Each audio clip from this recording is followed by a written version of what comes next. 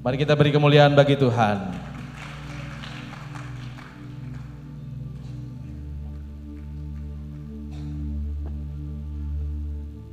Saya bawa kopi saya ke atas, mumpung panas, karena kalau sudah dingin tambah mahal, kata orang Aceh. Tahu ceritanya saudara? Orang Aceh datang ke Medan, jadi dia di warung kopi, tertulis, kopi panas 2.000, kopi dingin 4.000. Dia pesan kopi panas, begitu hidangkan langsung dia minum. Penjaga bilang, "Pak, masih panas kok dipaksa?" Kau pikir saya bodoh? Kalau dingin jadi 4.000 dia. Jadi saya karena bijak, saya bawa yang panas, saya minum panas-panas. Baik, selamat pagi, masih pagi ya, Bapak Ibu Saudara kasih Tuhan.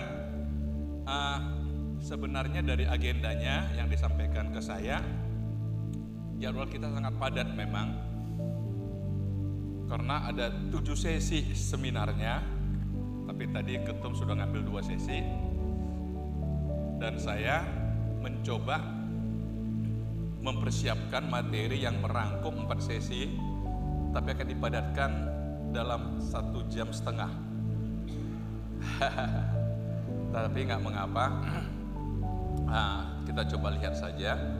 Saya seorang yang praktis, atau lebih suka kepada hal-hal yang sifatnya teologi praktika, penggembalaan, misi dan sebagainya. Karena pendidikan saya S1 memang teologi sistematika, tapi di S2 saya itu misiologi. Di S3 saya, kenapa saya punya 2 gelar? Memang saya studi 2 kali doktoral. Yang satu lulus 2004 itu dalam program studi doktoral konsentrasi pastoral ministry, pelayanan pastoral, pengembalaan. Tapi setelah saya lulus, saya sekolah lagi 2007 dan lulus 2011, mengambil pastoral leadership, kepemimpinan pastoral, kepemimpinan gereja. Jadi saya coba sharing beberapa hal, saya kombinasikan dengan apa yang saya baca, apa yang saya pelajari dengan apa yang saya lakukan atau apa yang saya alami. Ya, saya Elim Simamora, bisa dibuka. Ya, saya berdiri ya boleh ya, daripada leher patah di belakang. Ya, jadi saya coba rangkum dengan gembala, pertumbuhan gereja dan perubahan budaya. Tadi saya sudah print out materi ini, saya serahkan kepada panitia. Jadi nanti kalau saudara-saudara, ibu bapak yang ingin materi ini berurusan dengan panitia, yang pasti sudah materi saya serahkan pada panitia. Ini saya melayani 2 gereja, dan ini saya rintis tahun 93 di Medan, tepatnya di Padang Bulan 4 Perumahan Royal Sumatera. Puji Tuhan, ini ibadah kita di sini, saya ada 2 kali ibadah, jam 8 dan jam 10. Nah, kemudian 2006 saya memulai lagi 1 gereja di mall. Saudara-saudara, sekarang ini kami menempati Cambridge City Square di lantai dasar. Di sini kami ada 4 ibadah pada hari Minggu. Jadi sebenarnya pikir-pikir saya kenapa dikatakan orang nggak dikenal banyak orang, karena memang nggak suka pergi-pergi. Karena bagi saya sesuai dengan topik hari ini, gembala itu memang harus menjaga domba-domba, ya, menjaga domba-dombanya. Sehingga saudara-saudara saya dalam tugas-tugas organisasi sering sekali saya ke Jakarta itu pulang hari, pergi pagi pulang sore, pergi pagi pulang sore. Tetapi ya itu konsekuensi saudara. Saya sempat berpikir, berdoa sama Tuhan, karena saya orangnya mungkin sedikit idealis. Apa nggak salah saya jadi sekum ini gitu? Apa nggak salah saya? Saya jujur, penggembalaan itu bagi saya yang terutama dalam panggilan saya. Jadi kalau sampai organisasi mengganggu penggembalaan saya harus memilih. Tapi yang saya agak kaget juga adalah justru setahun terakhir sejak saya jadi sekum, 2 pelayan ini berkembang. Saya nggak tahu gimana caranya, tapi Tuhan hiburkan saya dengan jiwa-jiwa baru. Dan khusus yang di sini saudara, mayoritas orang Tionghoa. Saya sudah baptis lebih 300 orang dari Buddha. Sabtu kemarin ada 8 orang lagi dari Buddha kita baptis. Jadi memang saya nggak tahu bagaimana Tuhan membawa saya kepada komunitas ini, sehingga mereka kadang-kadang panggil saya Boksulim. Karena nama saya kan Elim, mereka ambil cuma limnya aja, Boksulim. Mereka bilang saya marganya marga Lim, dan marga Lim itu orang-orang hebat seperti Lim Suliong, gitu ya. Ya bangga juga lah. Oke. Jadi itu saudara penggembalaan saya di Medan. Nah, sekarang kita coba lihat gembala dan pertumbuhan gereja. Saya akan coba bicara efisien ya, efisien. Saya mengutip ini dari media sosial yang viral sekitar 5-6 tahun yang lalu sebagai sebuah sindiran bagi gereja.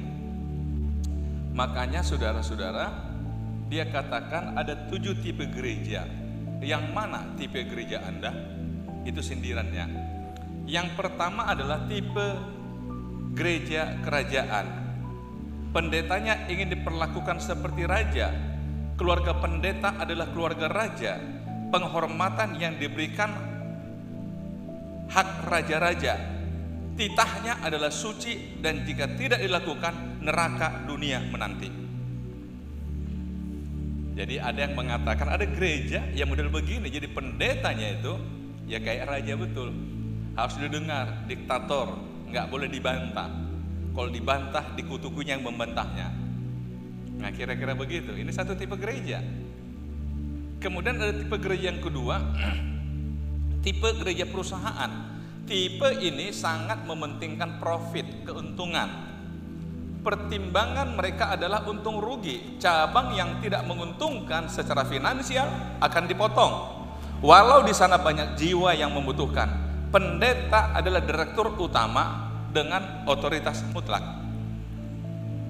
Jadi mengelola gereja seperti mengelola perusahaan. Saya 2 kali diajak bicara sama pengusaha, yang satu pengusaha gagal, yang satu pengusaha sukses. Yang pengusaha gagal ini dekati saya, katakan begini, Pak, Bapak kan sudah buka gereja di mall. Iya. Bagaimana Pak kalau kita buka satu lagi Pak? Nanti aku yang kelola, keuntungan bagi 2 kita. Kan nanti dapat perpuluhan jemaat Pak, persembahan. Dari situ kan operasionalnya lepas Pak. Nanti dari laba bersih Pak, bagi 2 kita.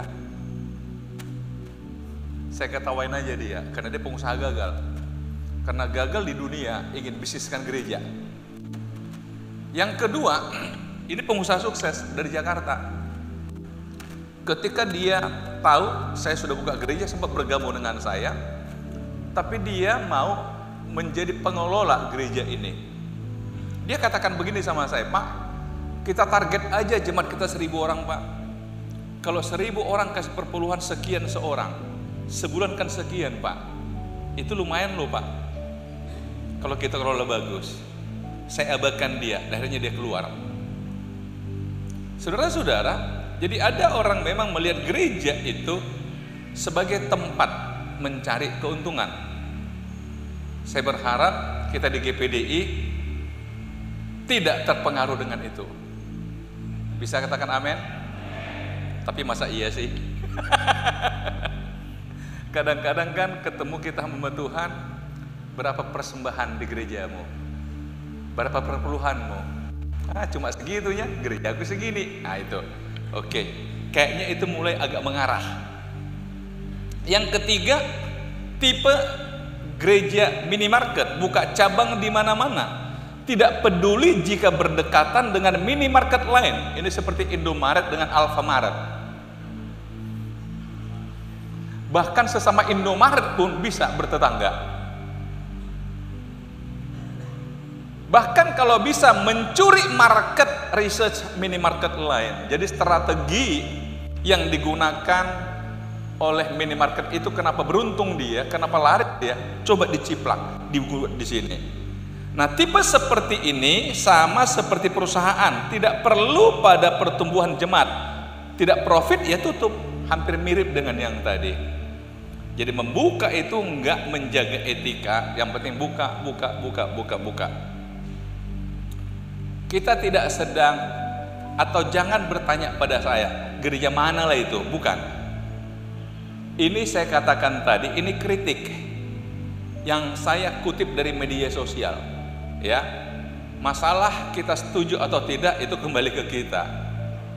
Nah, kemudian tipe yang keempat, tipe gereja kios. Tipe ini buka cabang di mal-mal besar, berharap dapat bebek hanyut yang akan masuk ke ruangan ibadah. Tak masalah semua yang hadir hanya partisipan, atau istilah kita simpatisan, dan bukan jemaat, yang penting eksis. Jadi saudara, brand image yang penting dibuat gereja itu senyaman mungkin supaya brand image-nya, waduh aku gereja di sini, jadi orang-orang pada datang. Itu tipe yang keempat. Tipe yang kelima, tipe gereja hiburan. Tipe gereja hiburan, entertainment church atau gereja hiburan, menganggap jemaat sebagai penonton yang harus dihibur. Investasi terbesar ada pada panggung gereja. Jemaat hadir karena butuh tontonan dan mereka merasa keren jadi anggota jemaat gereja tersebut. Biasanya langsung posting dia. Habis gereja dia foto-foto di situ, selfie, mulai jadikan konten. Jadi selama ibadah dia coba mengamati video sana sini karena bangga aku gereja di sini. Nah, saudara-saudara, memang mau gimana pun gereja tetap ada jemaatnya. Mau bagaimanapun, udah itu manusia yang sekarang memang kebutuhannya itu beraneka ragam. Yang keenam, tipe gereja gaib. Kenapa dia katakan gaib? Di sini minyak urapan, maaf, ini kritik dia, bukan saya yang nulis ini.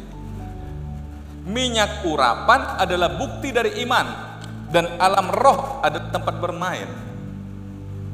Oh, saya baru turun dari sorga, saya dibawa Tuhan ke neraka, ya kan? Tadi malam Tuhan bicara sama saya, ini gereja alam gaib ini, selalu bicara gaib-gaib dia. Saya pernah, saudara, satu ketika sudah saya anggap wakil saya, dia pengusaha. Dia baru berikan saya cincin, memang gak semahal ketum kemarin, tapi agak mirip lah.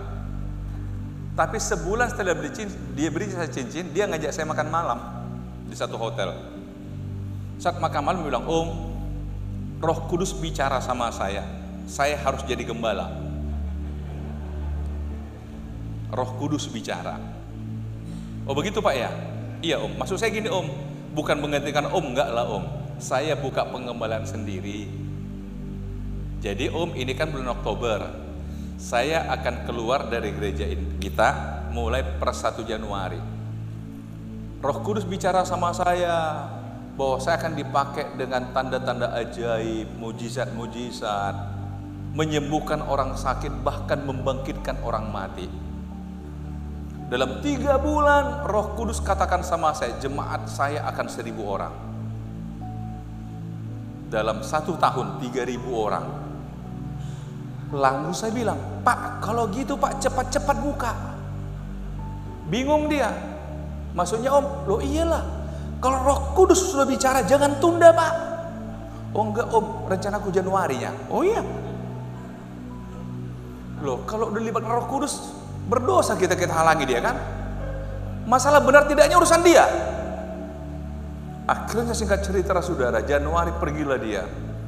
Dibawanya 40 orang jemaat. Semua pemusik, singer, worship leader, dan beberapa majelis. Saya bilang silakan pergi. 3 bulan, kok nggak 1000? Setahun, kok belum 3000? Akhirnya saudara, satu-satu balik lagi ke saya. Saya tanya, kok balik? Katanya sebulan 1.000, setahun 3.000. Sampai sekarang 30 pun kami nggak ada. Nah inilah gereja alam gaib itu. Jadi kadang-kadang saudara, jemaat suka yang begitu-begitu, betul nggak? Suka kali jemaat mendengar pendetanya cerita yang gaib-gaib, cerita tentang dunia roh. Ya mungkin istilah alam gaib agak negatif, tapi semoga kita bisa menyaring ya. Nah kemudian saudara, yang ketujuh, tipe gereja mula-mula. Gereja ini adalah gereja komunitas. Di sini setiap orang saling memperhatikan. Tuhan adalah pusat dari ibadah. Namanya yang ditinggikan. Pendeta adalah gembala yang bertugas melayani dan mengayomi jemaat. Tipe ini, kata yang buat ini, paling jarang ditemukan. Hanya dari kitab katanya. Kembali kepada kita, gereja kita di antara 7 ini ada nggak yang termasuk? Ada? Yang mana? Yang ketujuh ini ya? Pasti kita udah yakin saya. Pasti kita katakan yang ketujuh, aku yang ketujuh.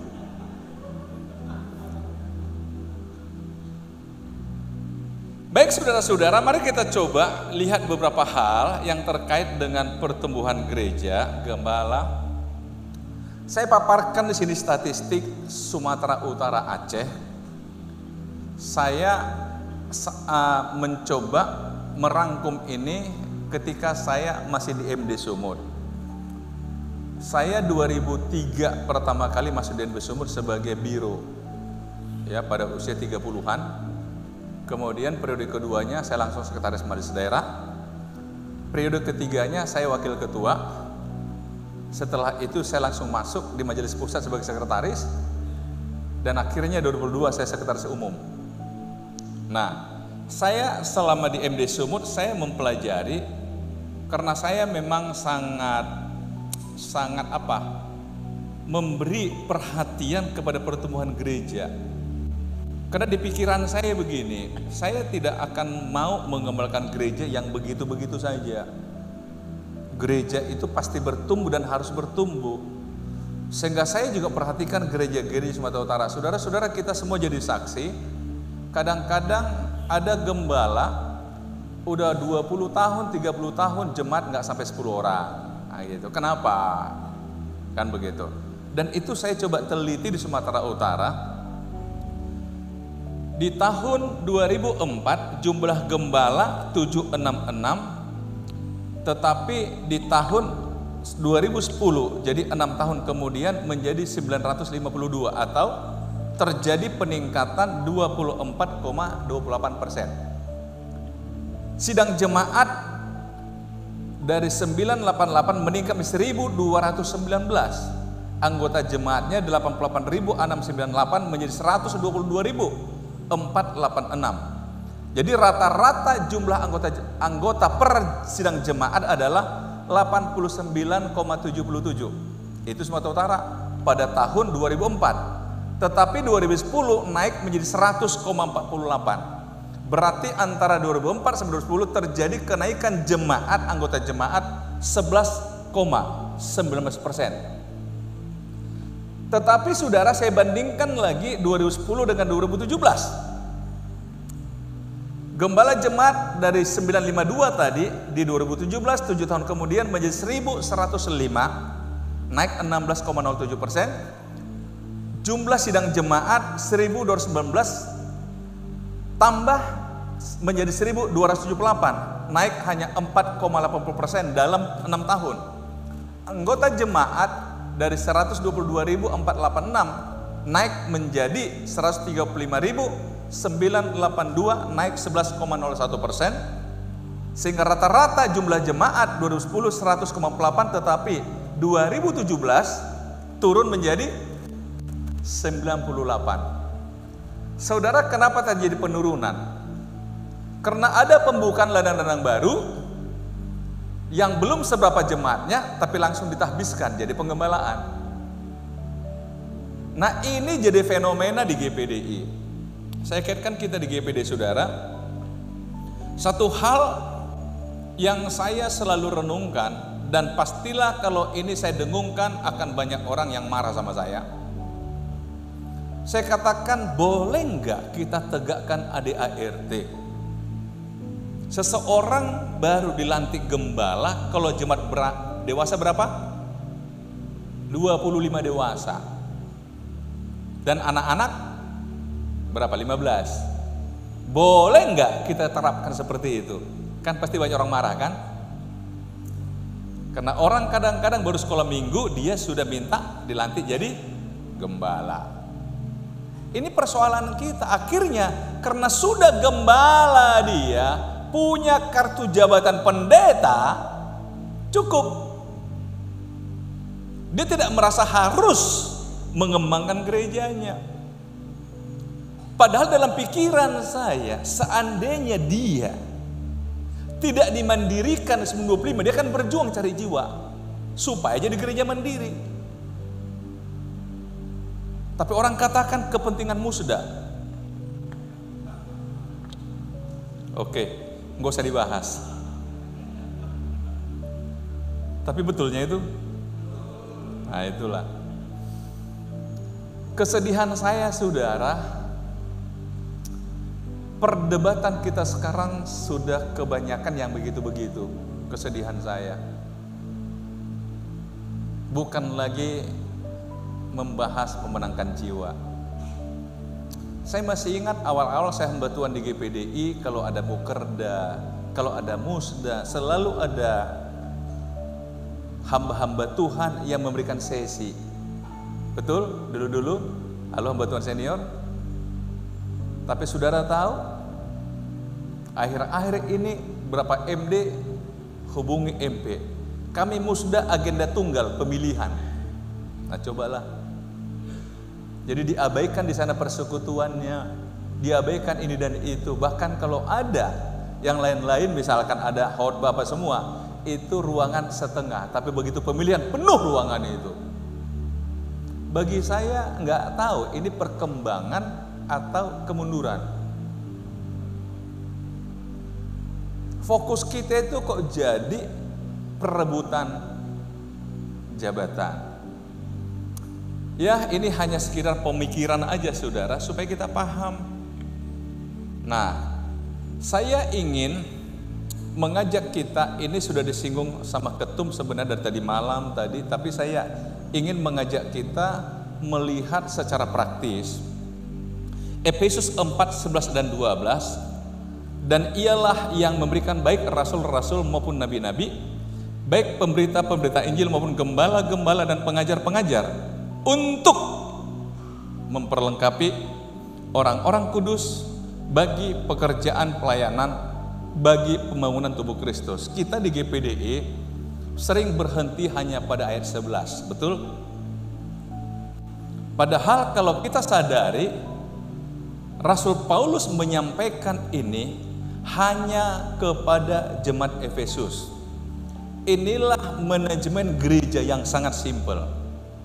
Dan justru itu disampaikan Paulus hanya kepada jemaat Efesus. Karena apa? Pada masa Paulus melayani itu di Efesus, ketika dia mempersiapkan Timotius, Efesus itu gereja Efesus menjadi gereja ideal, gereja bintang, gereja anutan. Karena itulah hanya kepada gereja Efesus Rasul Paulus berbicara ini, manajemen ini. Yesus memberikan rasul, nabi, gembala, pengajar, dan pemberita Injil. Tetapi jangan lupa tugas 5 jawatan itu untuk apa? Memperlengkapi jemaat. Memperlengkapi jemaat. Untuk apa jemaat diperlengkapi? Untuk pekerjaan pelayanan, itu yang pertama. Saya memahami pekerjaan pelayanan itu penginjilan. Pembangunan tubuh Kristus baru ke dalam. Harus seimbang penginjilan dengan pendewasaan. Dan itu ternyata tugas jemaat yang diperlengkapi oleh siapa? Gembala. Kita ambil gembala aja lah fokusnya. Gak usah kita bedakan nabi, rasul, gak usah lah dulu. Pertanyaan saya, bapak-bapak gembala, Sudahkah Bapak-bapak Ibu Gembala perlengkapi jemaat untuk dua tugas itu? Kenapa segala-galanya gembala, segala-galanya gembala, segala-galanya gembala? Jemaat ngapain? Kenapa? Saya belajar dari rumus pertumbuhan gereja, dia katakan begini, seorang pemimpin hanya mampu memimpin 50 orang. Dalam rumus pertumbuhan gereja, kalau Anda ingin gereja Anda bertumbuh, berarti Anda harus menambah kepemimpinan di gereja Anda. Pasti orang berpikir, wah, biaya itu kawan. Di GPDI kan selalu hamba Tuhan tunggal. Akhirnya sulit kita bertumbuh. Nah, itu nanti coba kita pelan-pelan ya. Bagaimana melakukan itu semua. Nanti pelan-pelan kita lihat nanti. Tetapi saudara, saya ingin kalau kita sudah menerima panggilan sebagai gembala, fokus kita perlengkapi jemaat. Perlengkapi jemaat. Saya dari dulu tetap buat Bible study di gereja kami. Saya baru selesai mengajar Understanding Old Testament di gereja kami. Itu sama setahun saya ajar. Setiap hari Selasa malam. Karena itu saya berjuang saudara, Selasa malam saya ada di Medan karena saya harus pimpin Bible study. Saya sudah selesai mengajarkan surat Efesus. Saya sudah selesai mengajarkan 1-2 Korintus, Galatia, kemudian 1 Petrus, 2 Petrus, kitab Kejadian, kitab Keluaran di gereja kami dalam bentuk Bible study di Komsel, saudara. Bahkan saya sudah buat bukunya untuk kitab Kejadian. Saudara-saudara, karena saya merasa memang jemaat itu harus diperlengkapi. Harus diperlengkapi. Capek? Ya capek. Tapi itulah panggilan gembala. Kalau saudara nggak mau capek, ya jadi jemaat aja, jangan jadi gembala. Fokus pada jemaat. Jadi nggak akan mungkin gereja bertumbuh lebih dari yang kita harapkan kalau kita cuma kerja sendiri. Kalau jemaat terlibat, ada pelipat gandaan terjadi. Lihat di sini, kita kembali kepada gembala. Perintah untuk gembala, saya masuk pada hal yang praktis ya. Saya nggak mau kita membahas hal-hal yang sifatnya teologis, biblika. Saya pikir, oke, yang simpel-simpel aja lah. Setidaknya kita pulang, ada yang kita bawa, lebih praktis. Kita tahu apa yang kita kerjakan. Lihat Yohanes pasal 21, sesudah sarapan Yesus berkata pada Simon Petrus, Simon anak Yohanes, apakah engkau mengasihi aku lebih dari mereka ini, daripada mereka ini? Jawab Petrus padanya, benar Tuhan, engkau tahu bahwa aku mengasihi engkau. Kata Yesus padanya, gembalakanlah domba-dombaku. Ini ayat kan sering kali kita baca. Saya hanya ingatkan aja, saya yakin saudara-saudara kebanyakan sudah tahu. Kata gembalakanlah di sini dalam bahasa itu bosko, yang diterjemahkan dalam bahasa Inggris feed my lambs, beri makan domba-dombaku, beri makan domba-dombaku. Nah kemudian di ayat yang ke-16, gembalakanlah domba-dombaku, dipakai kata poimaino, take care, artinya urus, jaga, asuh, pelihara. Nah di ayat 17 kembali lagi pakai kata bosko, feed my lamb. Artinya apa? 2 kali Yesus ulangi kasih makan domba-dombaku, kasih makan domba-dombaku. Saya ingin fokus di sini saudara. Panggilan gembala berarti yang pertama adalah feed my lambs. Saya ajak kita berpikir rasional. Restoran memberi makan kan? Restoran. Kopi lah misalnya, kopi ya, kopi. Ini ada kopi saya bawa tadi. Adanya kita ke restoran atau ke warung kopi cuma 3.000 satu gelas, betul?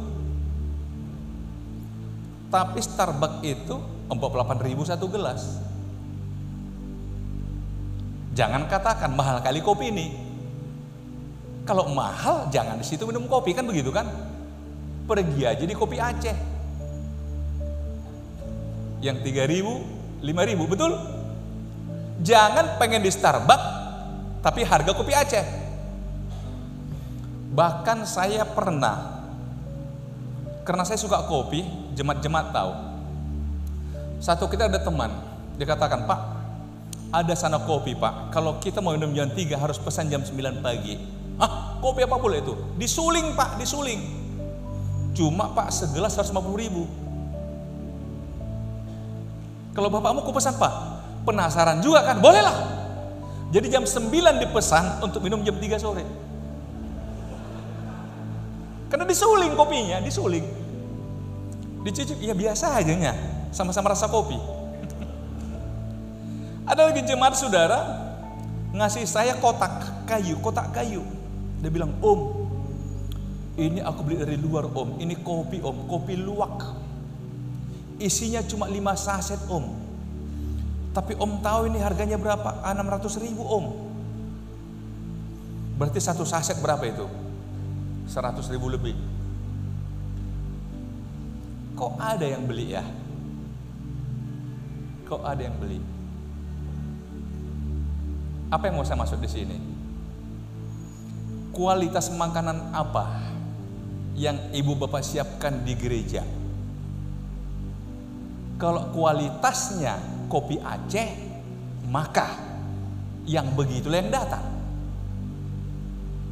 Mau nangkap sekarang? Jangan berpikir para pengusaha intelektual akan datang. Tahu-tahu hidangan yang kita siapkan gak cocok sama mereka. Saudara-saudara, kan firman Tuhan sampaikan iya, sama kan kopi iya. Tapi karena kopinya begitu, sakit perut orang pulang. Hampir sama, karena khotbah kita begitu, sakit perut dia pulang. Ini yang kadang kita nggak sadari sebagai gembala. Menu apa yang kita siapkan untuk jemaat? Adik saya pernah cerita, adik saya pengusaha di Jakarta. Dia meresmikan kantornya. Dia minta gembala datang. Kebetulan gembalanya seorang ibu-ibu yang sudah agak umur. Dia undang rekan-rekan bisnisnya untuk peresmian kantor. Tapi saudara, dia katakan, "Malu kali, aku bah malu kali." Kenapa? Masa peresmian kantor ibu gembala bicara Roh Kudus? Nah coba. Halo? Mana kira-kira?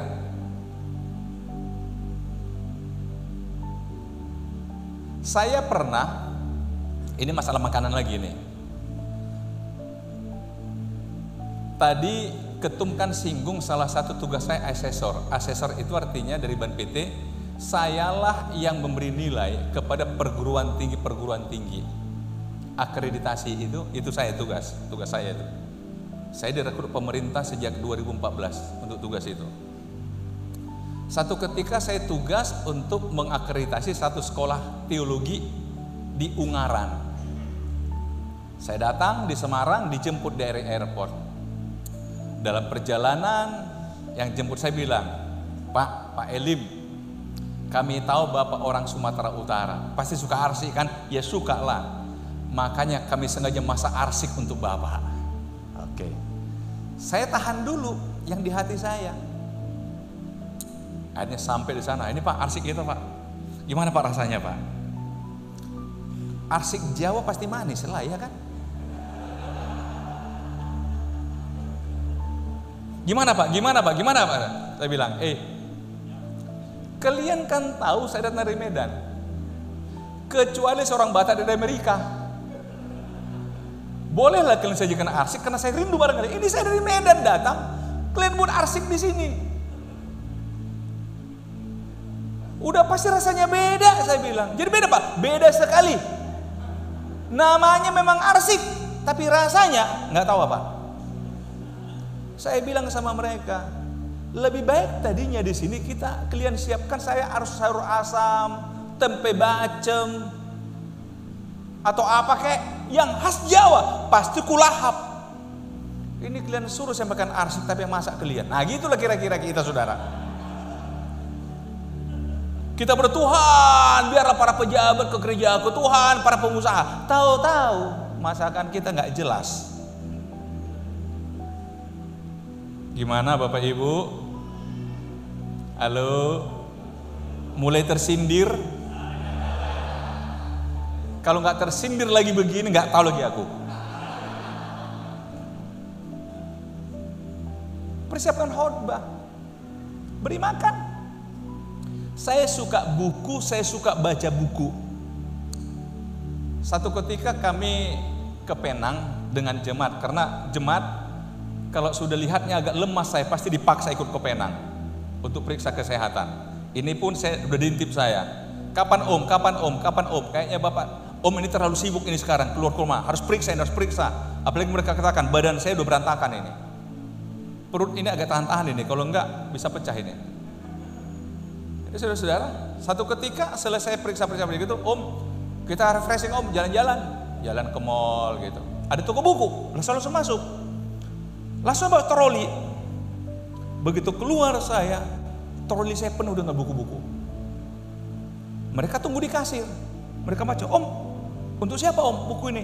Ya, untuk saya. Loh, ini kan tentang ini, tentang ini. Mereka lihat kok nggak ada buku tentang Alkitab. Saya bilang sama mereka, kalian baru tahu, semua buku begini harus saya baca biar bisa ngasih makan kalian. Karena jemaat itu saudara lulusan luar negeri, terbiasa ketemu dengan partner mereka, para bisnismen, para pejabat. Saya kan harus tahu pikiran mereka, saya harus tahu kebutuhan mereka, supaya saya bisa buat menu yang menjadi makanan mereka. Jadi nggak gampang saudara. Siap nggak saudara memasak menu yang begitu? Jangan berdoa untuk jemaat-jemaat yang besar kalau kita nggak mampu memberi mereka makan. Nangkap saudara? Ini yang maaf kita gembala-gembala sering nggak peduli. Jujur, kadang-kadang kita merasa saya kan hamba Tuhan, mulai hubungi gereja. Kapan aku khotbah di situ? Kapan khotbah di situ? Padahal kita lupa di sana itu udah punya menu sendiri. Menu kita nggak jelas.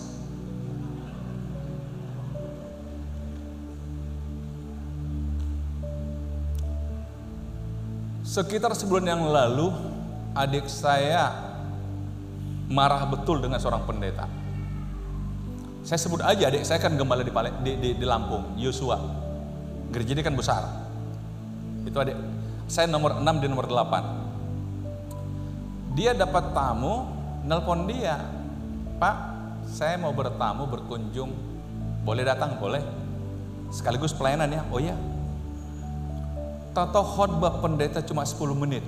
Saya kembali pada gembala katanya.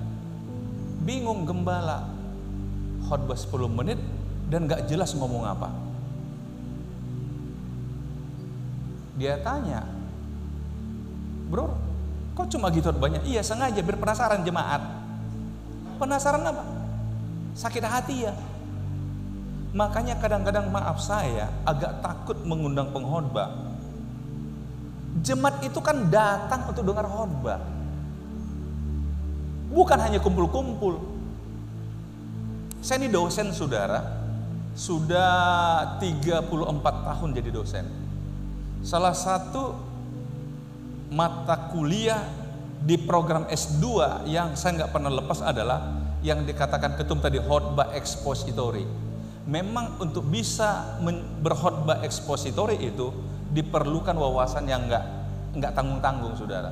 Wawasan Alkitab, wawasan duniawi dan sebagainya. Saya katakan kepada mahasiswa saya, ada 2 alasan kenapa kita berkhotbah. Yang pertama, karena jemaat rindu firman Allah. Betul? Bayangkan saya katakan, dia tinggalkan rumahnya, dia tinggalkan kesibukannya, bahkan hujan pun dia terobos. Aku mau ke gereja, aku mau dengar firman Tuhan. Sementara kita nggak siap. Yang kedua, kenapa kita khotbah? Karena Tuhan ingin beritakanlah firman Allah itu. Saya bilang harusnya kita sebagai pendeta udah enak. Yang mau dikhotbahin datang, dan yang mau dikhotbahkan sudah ada. Tinggal bagaimana cara kita persiapkan diri kita, sehingga orang pulang dia puas. Dia puas, dia puas. Beri makan. Beri makan. Gimana Bapak Ibu? Belajarlah memberi makan. Belajar memberi makan. Masih dengar nggak jemaat waktu pulang dia kata, Pak, khotbah tadi memberkati aku, Pak. Khotbah tadi menjawab masalahku, Pak. Bu, masih dengar nggak? Kenapa tidak? Di gereja kami yang di mall khususnya saudara, di sana ada jenderal bintang 2, ada kolonel, ada letkol, ada mayor, ada pengusaha-pengusaha hebat. Tapi mereka katakan sama saya begini, khotbah Bapak itu puas pikiran kita. Simple, tapi puas kita. Puas. Bahkan seorang jenderal bintang 2 mengatakan, Pak, dulu saya kacau pikiran saya, Pak. Kemana-mana, nggak tenang hidup saya. Tapi begitu saya pertama ke gereja ini, Pak, tenang pikiranku. Makanya aku terus datang, Pak. Padahal istrinya sintua di HKBP. Betul. Istrinya pun sengaja diminta tugas pagi di sana supaya bisa menemani suaminya ke gerejaku. Padahal sintua HKBP. Mereka katakan, tenang kita Pak, puas kita Pak. Hampir setiap habis ibadah salaman, Pak makasih Pak, makasih Pak, makasih Pak. Beri makan domba-dombaku. Saya ingin kalau gembala dan pertemuan gereja, kalau domba itu makannya enak dan kenyang, dia pasti cerita pada orang lain. Apa bedanya dengan ibu-ibu? Kalau enak bakso itu pasti berikutnya dibawanya kawannya ke situ. Betul nggak ibu-ibu? Kok cuma yang di sini betul?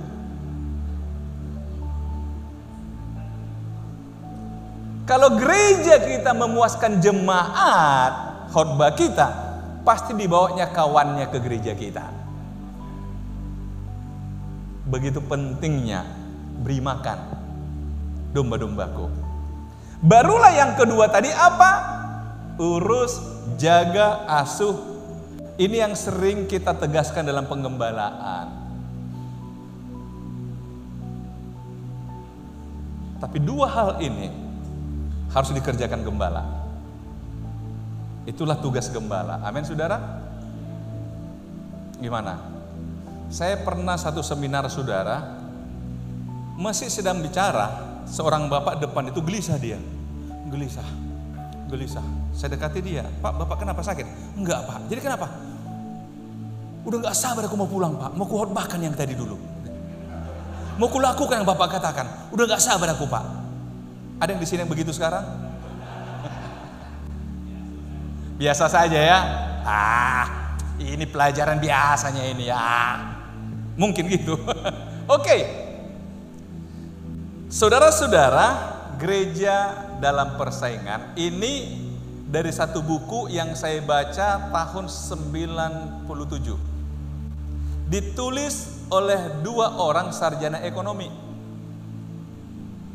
Mereka jemaat di satu gereja di Bandung, tapi mereka mengamati gereja dan mereka simpulkan bahwa gereja itu dalam persaingan. Yang pertama persaingan agama. Kalau kita katakan agama Kristenlah agama yang paling benar, jangan lupa orang lain juga kata hal yang sama, itu agamanya. Kalau kita ingin semua orang jadi Kristen, jangan lupa agama lain juga ingin semua orang jadi agama mereka. Saya pernah satu ketika, saya 10 tahun di FKUB Provinsi saudara, 5 tahun Makassar sekretaris FKUB Provinsi. Jadi seringkali saya diminta pemerintah untuk memberikan bimbingan-bimbingan kerohanian untuk lintas agama. Satu ketika saudara dari Kesbang Linmas Provinsi telepon saya, Pak Pendeta, kita mau ada kegiatan nih Pak, seperti biasa.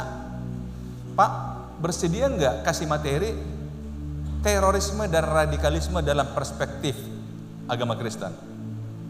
Cepat saya katakan siap. Siap. Akhirnya, tolong Pak ya, materi disiapkan dan dikirim minimal 2 hari sebelum acara supaya kita bisa gandakan. Saya siapkan materi, saya kirim ke mereka. Mulai digandakan. Akhirnya saya hadir di tempat acara di sebuah hotel, saudara. Saya kaget, loh, yang ada di sana baju putih semua, nggak sampai ke bawah celananya gantung, berjenggot, pakai topi putih. Saya tanya panitia, Pak, mereka siapa? Ya mereka pesertanya Pak. Ya ampun, itu masih zaman itu belum FPI dibubarkan. Ternyata mereka pengurus teras FPI Mujahidin Hizbut Tahrir. Diumpani saya dengan mereka ini sama Kesbang Linmas. Saya bilang, Pak, kenapa bapak-bapak tidak beritahu sama saya kalau seperti ini pesertanya? Mereka aja, bapak kan nggak nanya. Kata, oh iya juga ya, saya juga yang salah. Artinya gimana Pak? Saya bilang, Pak, mereka kita seleksi Pak. Ini semua pengurus-pengurusnya nih Pak, yang suka buat masalah. Jadi kita bagi 2 kelompok Pak, 21 orang 1 kelompok. Jadi nanti Bapak 3 jam pertama di kelompok A, 3 jam kedua di kelompok B. Pembicara cuma 2 Pak, 1 ustadz 1 pendeta. Waduh, akhirnya masuk ke ruangan. 21 orang situ, saya sendiri pendeta di depan. Tangan diri, karena saya sudah bagi materi saya bahas materi 1,5 jam. Saya bilang, ada bertanya? Semua langsung angkat tangan bertanya. Waduh, saya harus jaga sikap ini, jangan sampai salah. Sempat salah, dikeroyok saya di sini, bisa diserempet penistaan agama saya, iya kan? Harus jaga mulut ini, berdoa, Tuhan tolong saya, tolong saya. Saudara tahu ada 3 pertanyaan mereka. Yang pertama adalah mereka bilang begini, kenapa orang Kristen suka bermisi? Padahal yang kami dengar Matius 28, 19, 20 itu ayat tambahan, tidak ada dalam naskah Alkitab. Nah cobalah sok tahu mereka kan. Kenapa suka bermisi? Dalam hati saya, Tuhan tolong saya, kesempatan bagi saya untuk menyampaikan yang benar. Saya bilang, ketika saya memilih sebagai Kristen, ada tugas yang melekat, yaitu bermisi, menjadikan sebagai semua bangsa murid Yesus. Atau singkatnya, menjadikan semua orang Kristen. Itu misi saya. Semua orang Kristen sama seperti Anda berdakwah. Anda juga inginkan semua orang jadi muslim? Sama, kita sama. Jadi kalau kalian berdakwah, kami bermisi. Ayo kita bersaing. Sekalian aja, kenapa rupanya? Agak kaget juga mereka. Cuma saya nyampaikannya kan agak santun. Jadi Pak, pilihan kita itu ada tugas yang melekat dalamnya. Itulah sebabnya orang Kristen suka bermisi. Akhirnya kayak terdiam mereka. Akhirnya satu kata lagi, kenapa orang Kristen suka bangun gereja? Awal-awalnya cuma di perumahan biasa saja. Lama-lama udah mulainya ada nyanyi-nyanyi. Lama-lama dibuat ada salib. Lama-lama depan gereja mulai dibuat begini modelnya. Lama-lama jadi gereja. Kenapa suka bangun gereja? Kan di situ ada gereja, kenapa bangun gereja lagi? Saya bilang begini, Bapak-bapak, cek di Departemen Agama, Kementerian Agama, khususnya di kantor Bimas Kristen. Waktu itu masih ada 323 denominasi gereja yang terdaftar di situ. Dan kalau umpamanya di satu desa, orang Kristen cuma 10 keluarga. Tetapi 2 keluarga denominasi A, 2 keluarga denominasi B, 2 keluarga C, 2 keluarga D, 2 keluarga E. Kami perlu 5 gereja di situ. Oh, kok 5 gereja? Iya Pak, karena beda-beda Pak. Ya kan cuma 10, gabung deh, nggak bisa Pak. Kok nggak bisa? Kan sama Tuhannya sama. Iya Pak, cuma cara ibadahnya beda. Karena itulah aku bilang, bantulah kami untuk bangun gereja. Kok kamu yang bantu? Loh, kita kan sebangsa setanah air kawan. Aku bilang, pendeta ini bisa aja katanya. Loh, memang itu faktanya kan? Makanya saudara, saya sarankan saudara, jujur aja di lapangan. Jangan berpura-pura. Ada yang ketiga dia bilang gini, oke, satu lagi Pak Pendeta. Pak Pendeta setuju kemaksiatan? Ya tidaklah Pak, masa pendeta Bapak tanya setuju? Enggak, kalau begitu Pak, besok pagi saya tantang Bapak, kita hancurkan sebuah kedai tua di kota Medan. Karena kedai tua itu kan punya orang Kristen itu. Kita hancurkan Pak, kalau Pak setuju, saya tantang Bapak. Saya bilang, Pak, yang begini-begini, kalau kami hidup zaman Taurat, ini masih kurang Pak. Kami main bunuh Pak, kalau zaman Taurat. Tapi setelah Yesus datang, kami hukum kasih. Nggak boleh mengusik orang, nggak boleh ini, nggak boleh. Tapi kalau Bapak pengen tahu, dah ada di gereja saya Pak. Setiap minggu kami menangis untuk bangsa ini, untuk pertobatan bangsa ini. Di kelompok kedua sama juga pertanyaannya saudara. Yang menarik adalah panitia sudah masuk, habis waktu satu. Ada seorang bapak tua, dia kira-kira paling pinggir dia duduk. Bapak paling tua di situ. Tunggu, hormati saya. Seorang tua di sini, paling tua di sini. Hormati saya. Saya punya satu pertanyaan. Saya pikir mak kawan ini apa pula lagi. Gini Pak Pendeta, nomor handphone berapa? Ternyata dia cuma ingin mengakhiri dengan damai sejahtera. Artinya pelukanlah, disitulah pendeta berpelukan dengan FPI Mujahidin dan Hizbut Tahrir saudara. Tapi saudara, saya ingin kembali saudara, persaingan agama, persaingan gereja juga sama saudara. Bukan hanya interdenominasi, tapi sesama denominasi juga bersaing kok. Sesama GPD juga bersaing kok. Saling intip kok.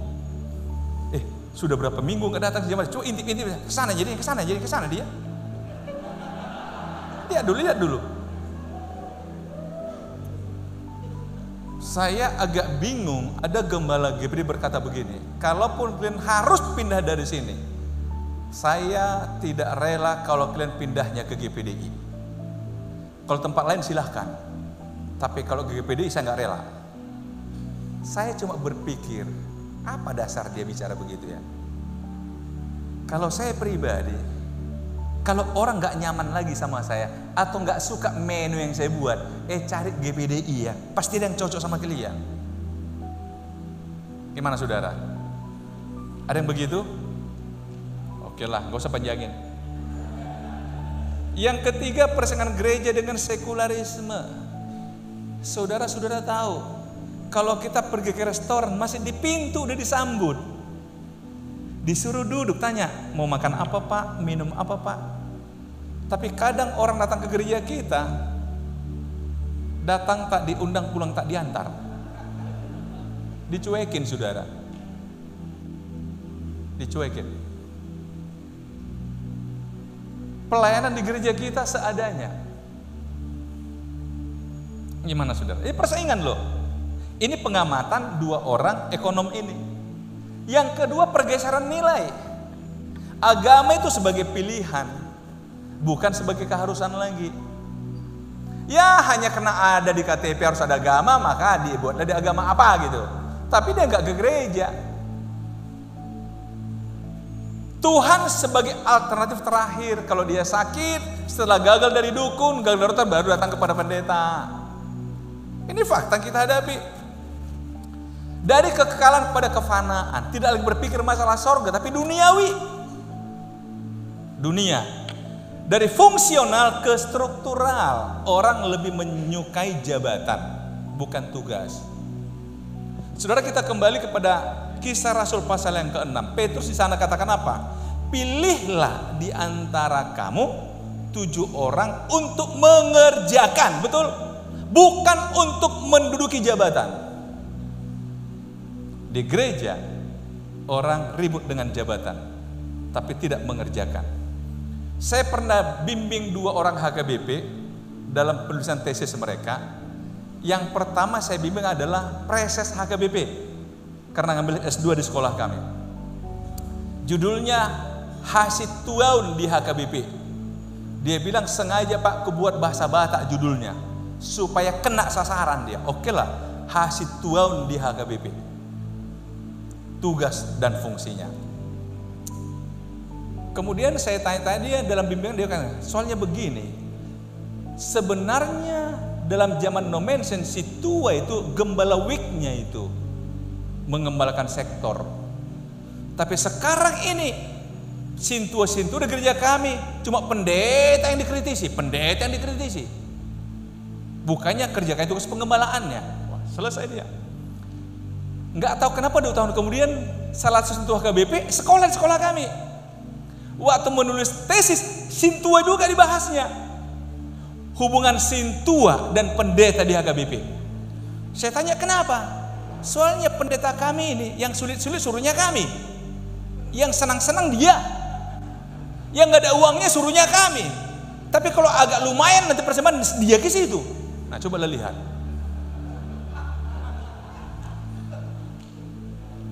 Gimana saudara? Itu HKBP, kita kan ke PDI. Tetapi saudara berebut orang di struktural. Bahkan ada istilah di gereja Protestan, untuk berebut sintua pun dia kampanye. Ditanya opung-opung, udah pakai tongkat, opung kan sudah tua, kenapa opung mencalonkan diri? Dia bilang apa? Minimal di kuburanku ada ST sintua, biar pahopukku bangga. Oh, opungku si tua rupanya. Nah, itulah. Saya takut di GPD juga mulai MD ini struktural.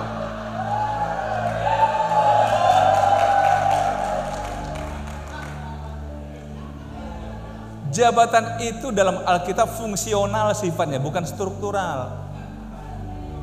Halo, gembala itu fungsional, bukan struktural. Harusnya MD juga sama, MP juga, amin. Oke lah.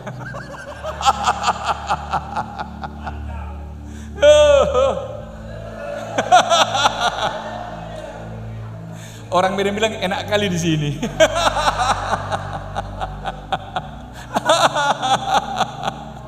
Oke. Yang ketiga, pergeseran teologi dari kekristenan kepada pluralisme. Mulai yang duniawi dibawa ke gereja, mulai gereja meniru yang duniawi. Saudara-saudara, kalau kembali ke Alkitab, Tuhan ingin gereja memberkati bangsa. Gereja tempat orang belajar, tempat orang bertanya. Para nabi di masa lalu tempat para raja bertanya. Tapi sekarang agak berbeda, gereja yang bertanya keluar. Gereja yang bertanya keluar. Tadi Bapak Ketum katakan tugas gembala memang melakukan pembimbingan. Saya harus berurusan dengan banyak aparat gara-gara jemaat, membela jemaat, mendampingi jemaat. Benar, sampai ke Jakarta, sampai kemana-mana dengan kasus-kasus yang berat. Karena tugas gembala. Tetapi saya senang, saya tetap hadir sebagai gembala, sebagai pendeta. Saya tetap bawa pendeta saya. Walaupun jujur, saya kan pernah sekolah di Lemhanas 5,5 bulan. Mungkin beberapa kita tahu. Saya sekelas dengan 42 jenderal. Yang sekarang masih aktif itu adalah menjabat menteri sekarang, menteri ATR, Hadi Cahyanto. Itu dulu waktu belajar di samping saya. Kemudian Petrus Golose, kepala BNN bintang 3 sekarang. Kemudian wakil Menhan sekarang Hendra, dan ada banyak lagi. Saya sekelas sama mereka. Tapi saya berpikir saya kesana kan untuk belajar. Dan saya tidak pernah mau memanfaatkan mereka sampai hari ini. Karena saya pendeta. Saya justru selalu berharap mereka yang datang kepada saya untuk minta doa. Jujur saudara, ketika penamatan 5,5 bulan saya dikarantina di Kebun Sirih saudara. Ini sekolah nggak tanggung-tanggung. Negara itu menganggarkan untuk satu peserta itu 650 juta selama 5,5 bulan untuk saya, untuk sekolah itu. Karena kita juga perjalanan ke luar negeri, studi luar negeri namanya. Ketika penamatan seseorang peserta, dia salami, saya kata, Pak Pendeta, saya minta maaf. Saya bingung. Minta maaf untuk apa Bapak sama saya? Bapak salah apa? Dia bilang, ketika saya lihat daftar peserta ada seorang pendeta, saya ketawa dalam hati. Ini pendeta mau ngapain? Sekolah di sini mau ngapain? Bisa ngikuti enggak? Sehingga Pak, saya ikuti Bapak dari awal sampai hari ini. Saya kagum dengan Bapak. Karena memang saya katakan sama istri saya harus lulus 10 besar dan tercapai. Enggak belajar Alkitab di sana belajar pertahanan, keamanan, Laut Cina Selatan, geopolitik, geostrategi, ketahanan nasional, macam-macam, energi terbarukan, dan itu 1 minggu harus 2 paper saya yang dipresentasikan di depan para jenderal. Saudara, itu bukan sekolah ringan, tapi puji saya selesai. Itulah tempat saya belajar, makanya secara mental saya terasa. Saya sudah terbiasa dengan tekanan. Karena kita dilatih di sana. Bahwa pemimpin itu tidak boleh emosional. Prajurit oke lah. Jadi kalau ada orang masih emosional, masih prajurit itu belum layak jadi pemimpin.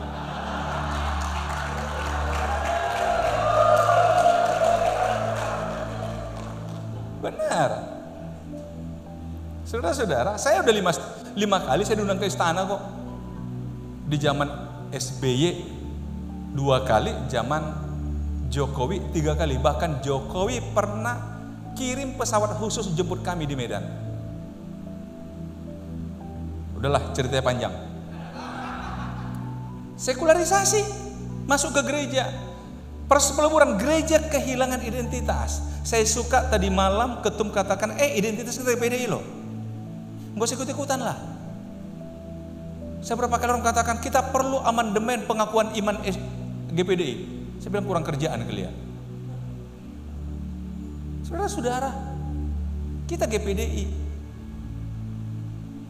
Kita di GPDI tapi kritik terus GPDI. Udahlah, kalau enggak identitas sudah berbeda, ganti baju aja lah. Gimana saudara? Mitos pertemuan gereja 11:30 hampir. Saya diberi waktu sampai jam 12 ya. Yang pertama katanya gereja-gereja besar hanya mengutamakan kehadiran. Jumlahnya aja yang banyak itu. Oke lah. Yang kedua, semua gereja besar bertemu dengan mengorbankan gereja yang lebih kecil. Benar nggak saudara? Ada yang begitu ya? Oke. Tapi pertanyaannya kenapa pula gereja kecil jadi korban? Berarti ada yang salah di situ kan, menunya itu aja kan? Datang kawan di sebelah, ada menu baru. Gereja harus memilih antara kualitas dan kuantitas. Katanya nggak mungkin gereja bertumbuh dua-dua. Kalau kualitas. Ini hanya mitos. Nanti kita lihat saudara. Gereja harus kompromi. Kelima, jika pemimpin berdedikasi, gereja akan bertumbuh. Hanya ada satu kunci pertemuan gereja, tapi ini nggak dikasih tahu kuncinya. Cuma satu kuncinya katanya. Kunci rahasia. Tuhan hanya mengharapkan kesetiaan. Saudara-saudara, kita GPD sering terjebak pada poin 7. Yang penting setia, bro. Yang penting setia. Oke? Tapi jujur, kalau ditanya dia kepengen jemaat di 100, 200, 300, pengen. Dasar Alkitabiah pertemuan gereja. Dasar Alkitab yang paling kuat sebagai motivasi pertemuan gereja adalah amanat agung. Ketaatan murid-murid pada amanat agung memungkinkan mereka bergerak untuk beritakan Injil tanpa batas. Josh Peter, seorang tokoh pertemuan gereja mengatakan, amanat agung tidak menjadikan kekristenan sebagai agama misi.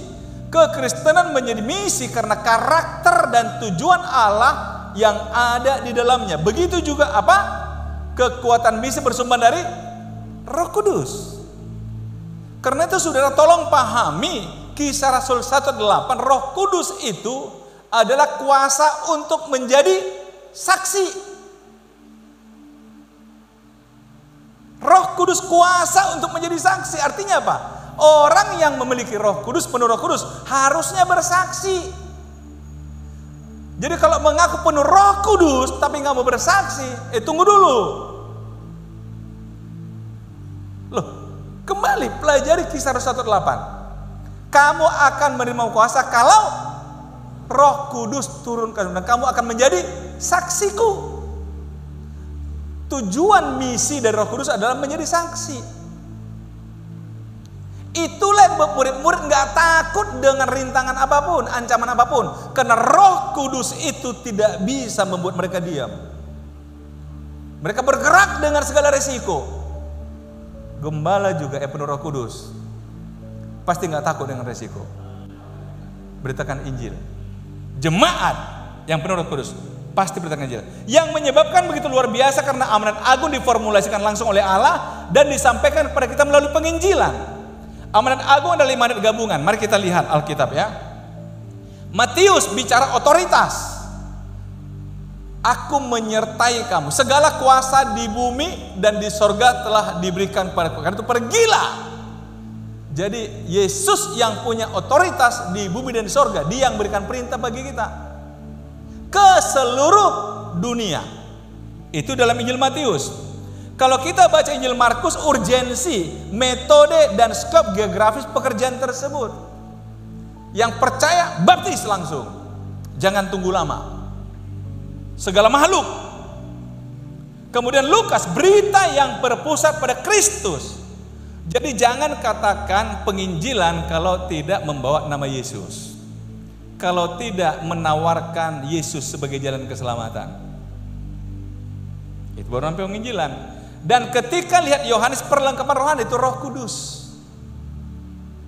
Maka Yesus menghembuskan mereka dan mengatakan penuhlah dengan Roh Kudus. Jadi saudara, ini harus dilihat bersama-sama. Kalau ingin paham amanat agung. Nah, amanat agung dalam keempat Injil harus dipahami sebagai satu kesatuan yang tidak terpisahkan satu dengan lainnya. Jika kita meliti amanat agung dalam keempat Injil, ada dua perintah penting yang terkandung dalamnya, yaitu beritakan Injil dan jadikan semua bangsa muridku. Tolong perhatikan dua kata kerja ini. Beritakan Injil, tapi dilanjutkan dengan jadikan semua bangsa murid. Berarti harus dikumpulkan dalam satu tempat yang namanya gereja untuk dimuridkan. Sekarang mulai berkembang pola-pola misi. Yang penting beritakan Injil, nggak perlu mereka ke gereja. Itu baru setengah jadi. Saya pernah punya dosen orang Korea. Ini orang bagi saya ajaib. Dari segi badan kecil, mungil, tapi pintarnya, cerdasnya, otaknya luar biasa. Dia orang Korea asli, tapi warga negara Amerika. Dia, saudara tahu, pernah demonstrasikan di depan kita. Dia sudah menghafal kitab Galatia, Efesus, Filipi, Kolose, lengkap dengan titik komanya dalam 3 bahasa. Bayangin, lengkap dengan titik koma dalam 3 bahasa: Indonesia, Korea, Inggris. Bagi saya ini orang memorinya ini nggak tahu direbut dari apa. Jago dia. Dia mengajarkan pemuritan kepada kami. Dia katakan apa? Tanpa disadari, ada banyak para pemberita Injil mengaborsi jemaat. Kok kasar sekali bahasa kawan ini. Dia bilang, saya buktikan. Setelah orang itu terima Yesus, dibiarkan, enggak dimuridkan dalam satu komunitas. Akhirnya mati lagi dia, kembali lagi ke habitat yang lama. Nangkap saudara? Jadi harus dimuridkan, digembalakan, diambil perpuluhannya. Loh, jangan pura-pura lah. Jadi prinsip utama dalam pelayanan ini adalah keseimbangan antara pelayanan dan pengajaran, antara penaburan dan penuaian, antara kuantitas dan kualitas, dan antara penambahan dan pelipat gandaan, antara konsentrasi dan multiplikasi, antara penjangkauan dan pendalaman, dan antara kebersamaan dan kemandirian. Nah, apa yang harus kita lakukan untuk melakukan semua? Saya kembali pada ayat yang tadi, memperlengkapi orang-orang yang memiliki karunia untuk menjadikan murid. Dan ialah yang memberikan baik rasul-rasul maupun nabi-nabi, baik pemberita-pemberita Injil maupun gembala-gembala dan pengajar-pengajar untuk memperlengkapi orang kudus bagi pelayanan bagi pembentukan Kristus. Saya coba jelaskan di sini begini saudara. Yesus dia memberikan 5 jawatan tadi. Dan 5 jawatan fokusnya kepada siapa? Jemaat. Memperlengkapi jemaat. Untuk apa jemaat diperlengkapi? Pekerjaan pelayanan dan pembangunan tubuh Kristus. Jadi sebenarnya yang punya tanggung jawab penginjilan itu jemaat. Tugas gembala perlengkapi mereka. Yang punya tanggung jawab mendewasakan jemaat, ya jemaat. Gembala memperlengkapi mereka. Kalau ini kita kerjakan, bersukacitalah, karena setiap minggu ada jiwa baru. Dan jemaat katakan, itu teman saya kubawa Di gereja kami, anak-anak TK pun ditantang membawa jiwa kepada gereja. Benar. Anak-anak di sekolah minggu kami kan dibuatlah cara pelayanan yang memang ya sesuai dengan kondisi sekarang. Sering buat acara lomba menggambar, lomba ini, lomba itu. Dan guru sekolah minggu katakan pada murid-murid termasuk anak TK, bawa teman sekolahmu ya. Kita mau lomba menggambar, bawa ya. Mereka bawa teman sekolahnya, anak TK. Kan nggak mungkin datang sendiri kan? Diantar mamanya minimal. Artinya mamanya lihat-lihat, nonton.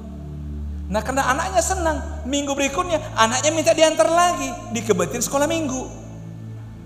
Diantar mamanya cuma nunggu di ruang tamu. Lama-lama mamanya masuk ke ruang ibadah. Sementara anak sekolah minggu, mamanya mulai di ruang ibadah. Lama-lama dibawanya suaminya. Ya memang sih biaya agak lumayan, setiap bulan kasih coklat anak-anak itu. Itu membuat dia akhirnya, aku Sunday school dan harus di situ nggak mau tempat lain, harus situ Ya dulu kemungkinan gara-gara coklat atau gara-gara pelayanan. Yang penting mamanya nyantel saudara. Begitu juga saudara, kembali jemaat. Kita kan sering katakan domba, melarikan domba, tapi nggak pernah kita lihat. Mana mereka ini?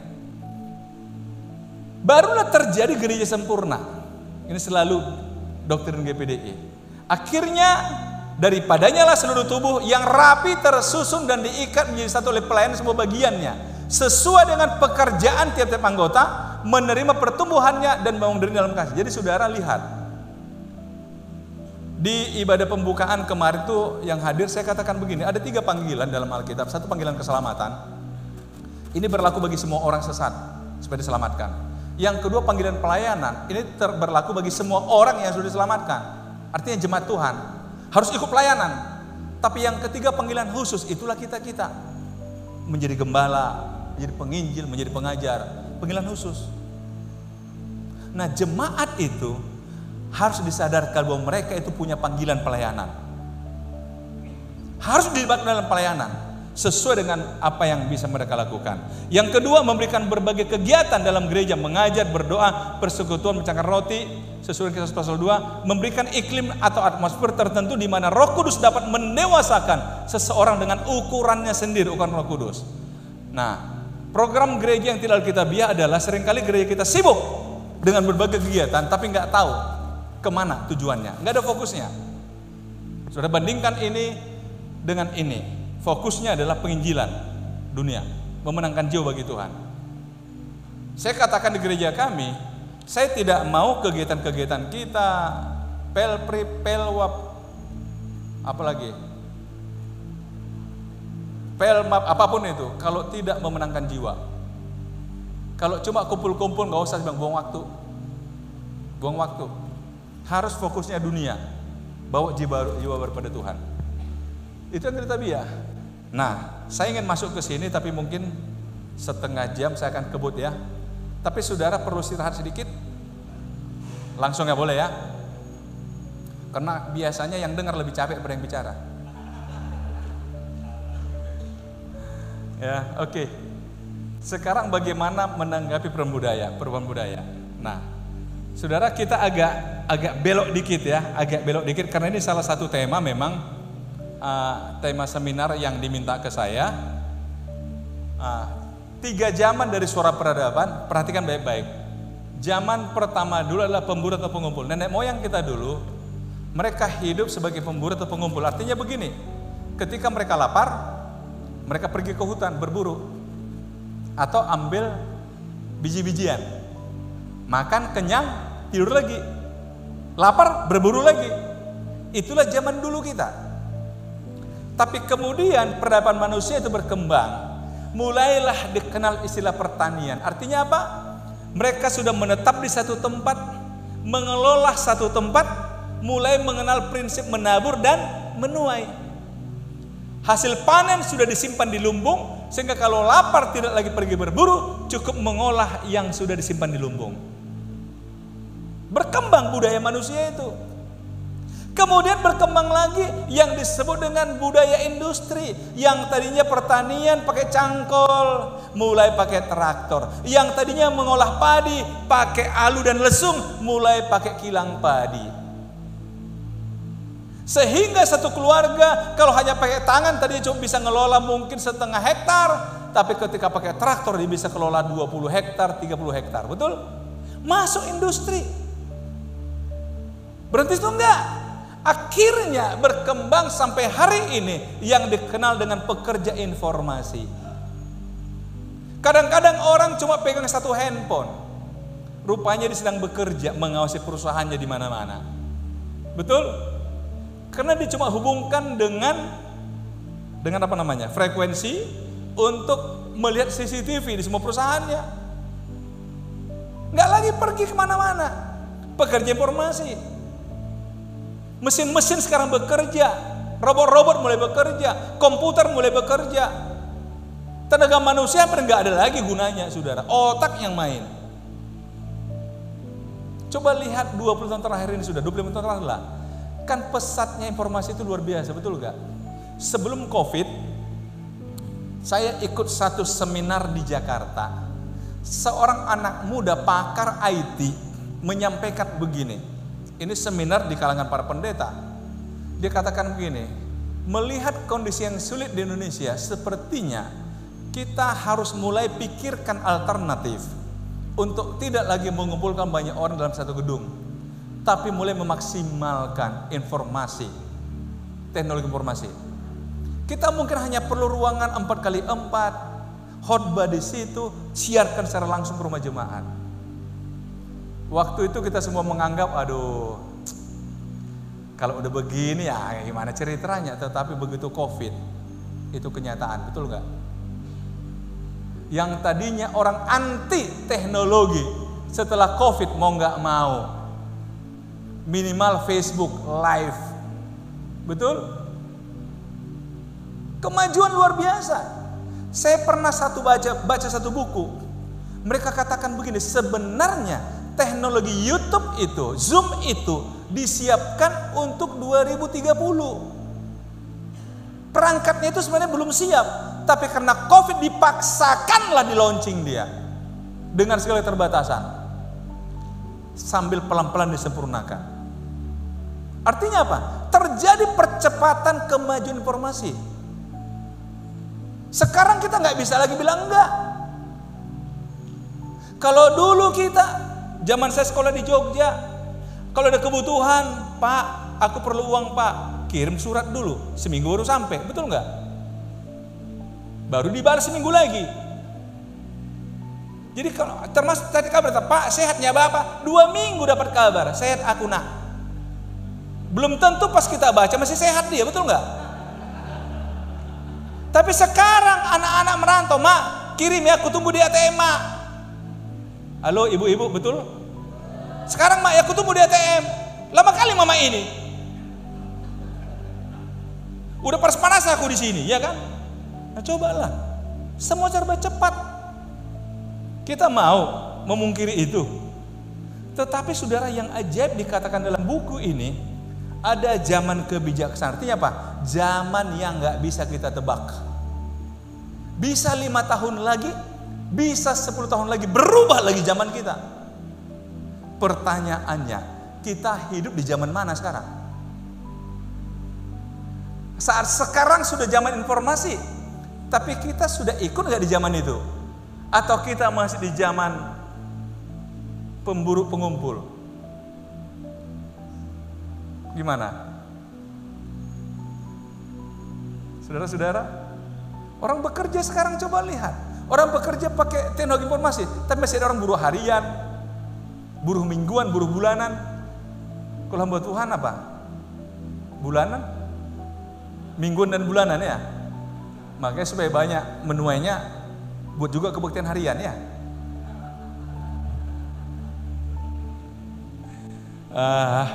Enak kali gembalain ya. Oke. Sekarang kita coba pahami budaya, saudara, supaya kita nggak salah apa itu budaya. Kebudayaan merupakan suatu objektifikasi, suatu ekspresi dalam bentuk perkataan dan pekerjaan dari roh masyarakat yang hidup dalam ruang dan waktu tertentu. Makanya budaya di A berbeda dengan budaya di tempat B. Budaya di zaman A berbeda dengan budaya zaman B. Ruang dan waktu itu menentukan. Kebudayaan adalah usaha roh manusia untuk mengekspresikan diri dengan cara mewujudkan kepercayaan dan nilai-nilai nyata. Kebudayaan adalah proses dan hasil perwujudan bentuk dan makna menurut kebahasan. Saya berharap nanti saudara bisa minta materinya, karena kalau ini dibahas satu-satu kita sampai sore nanti.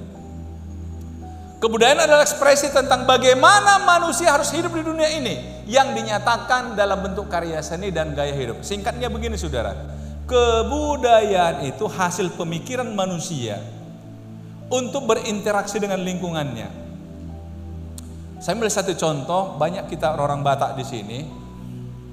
Saya pernah coba mengkaji nenek moyang kita dulu dengan segala keterbatasan mereka, tapi mereka punya kecerdasan yang luar biasa untuk bagaimana caranya untuk menghindari terjadinya perselingkuhan dalam keluarga. Misalnya begini, kenapa ada istilah amang bau inang bau?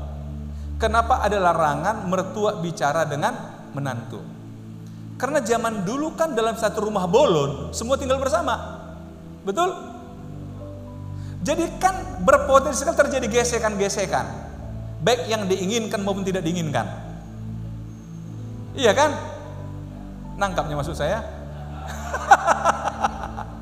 Sehingga dimulai buat batasan. Mertua tidak boleh bicara sama menantu. Jadi kalau bicara aja nggak bisa, berat, apalagi sentuhan, kan kira-kira gitu. Jangan sampai mojok mereka, cuma ngomong-ngomongnya kami. Tapi dibatasi lah, tidak boleh bicara. Berarti kalau ketahuan ngomong-ngomong offside, kena kartu. Begitu juga amang bau dan inang bau, ipar ke ipar. Nggak bisa ngomong. Itulah cara nenek moyang kita dulu untuk mengatur hubungan sesama.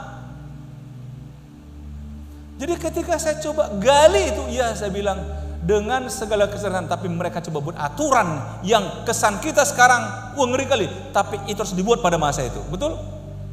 Kalau enggak, saudara kan banyak offside. Tiba-tiba di bawah kolong nggak ada listrik, atau mojok di ladang, ya kan? Tapi ketika dibuat aturan itu, nggak boleh, diskusi nggak boleh, lirik-lirikan pun ketahuan nggak boleh. Makanya orang Batak ada istilah begini, satu ketika menantu perempuan sedang nyuci di sungai, mertuanya pas lewat, tahu-tahu datang tiba-tiba air deras, hanyut apanya nih, parumennya, menantunya ini. Dia coba bilang, pohon, tolong dulu menantu gitu. Pohon, dia nggak bisa soalnya, tolongnya kena dia. Ya udah, kehilangan menantu. Tapi itulah budaya kan. Makanya kadang-kadang bagi saya sekarang kalau orang seenaknya langsung membombardir budaya, tunggulah, pelajari dulu lah. Apakah memang ada yang salah atau tidak? Kalau nggak salah, ngapain pula digangguin? Nah, budaya itu memiliki 3 gejala. Yang pertama ide, gagasan. Ada yang melekat di pikiran orang-orang. budaya. Yang kedua adalah ada kegiatannya, aktivitas. Orang melakukannya. Dan yang ketiga, artifak artinya ada peninggalannya. Ada yang ditinggalkan dalam bentuk benda-benda dan sebagainya. Itu budaya. Jadi kita bisa mengenal budaya masa lalu kan dengan peninggalan-peninggalan yang ada. Orangnya kan udah nggak ada lagi. Ya. Nah, gereja dan budaya. Bagaimana peran umat Kristen terhadap gereja, terutama gereja dalam menghadapi tantangan nilai-nilai budaya kontemporer yang tidak sesuai dengan nilai Kristen ini.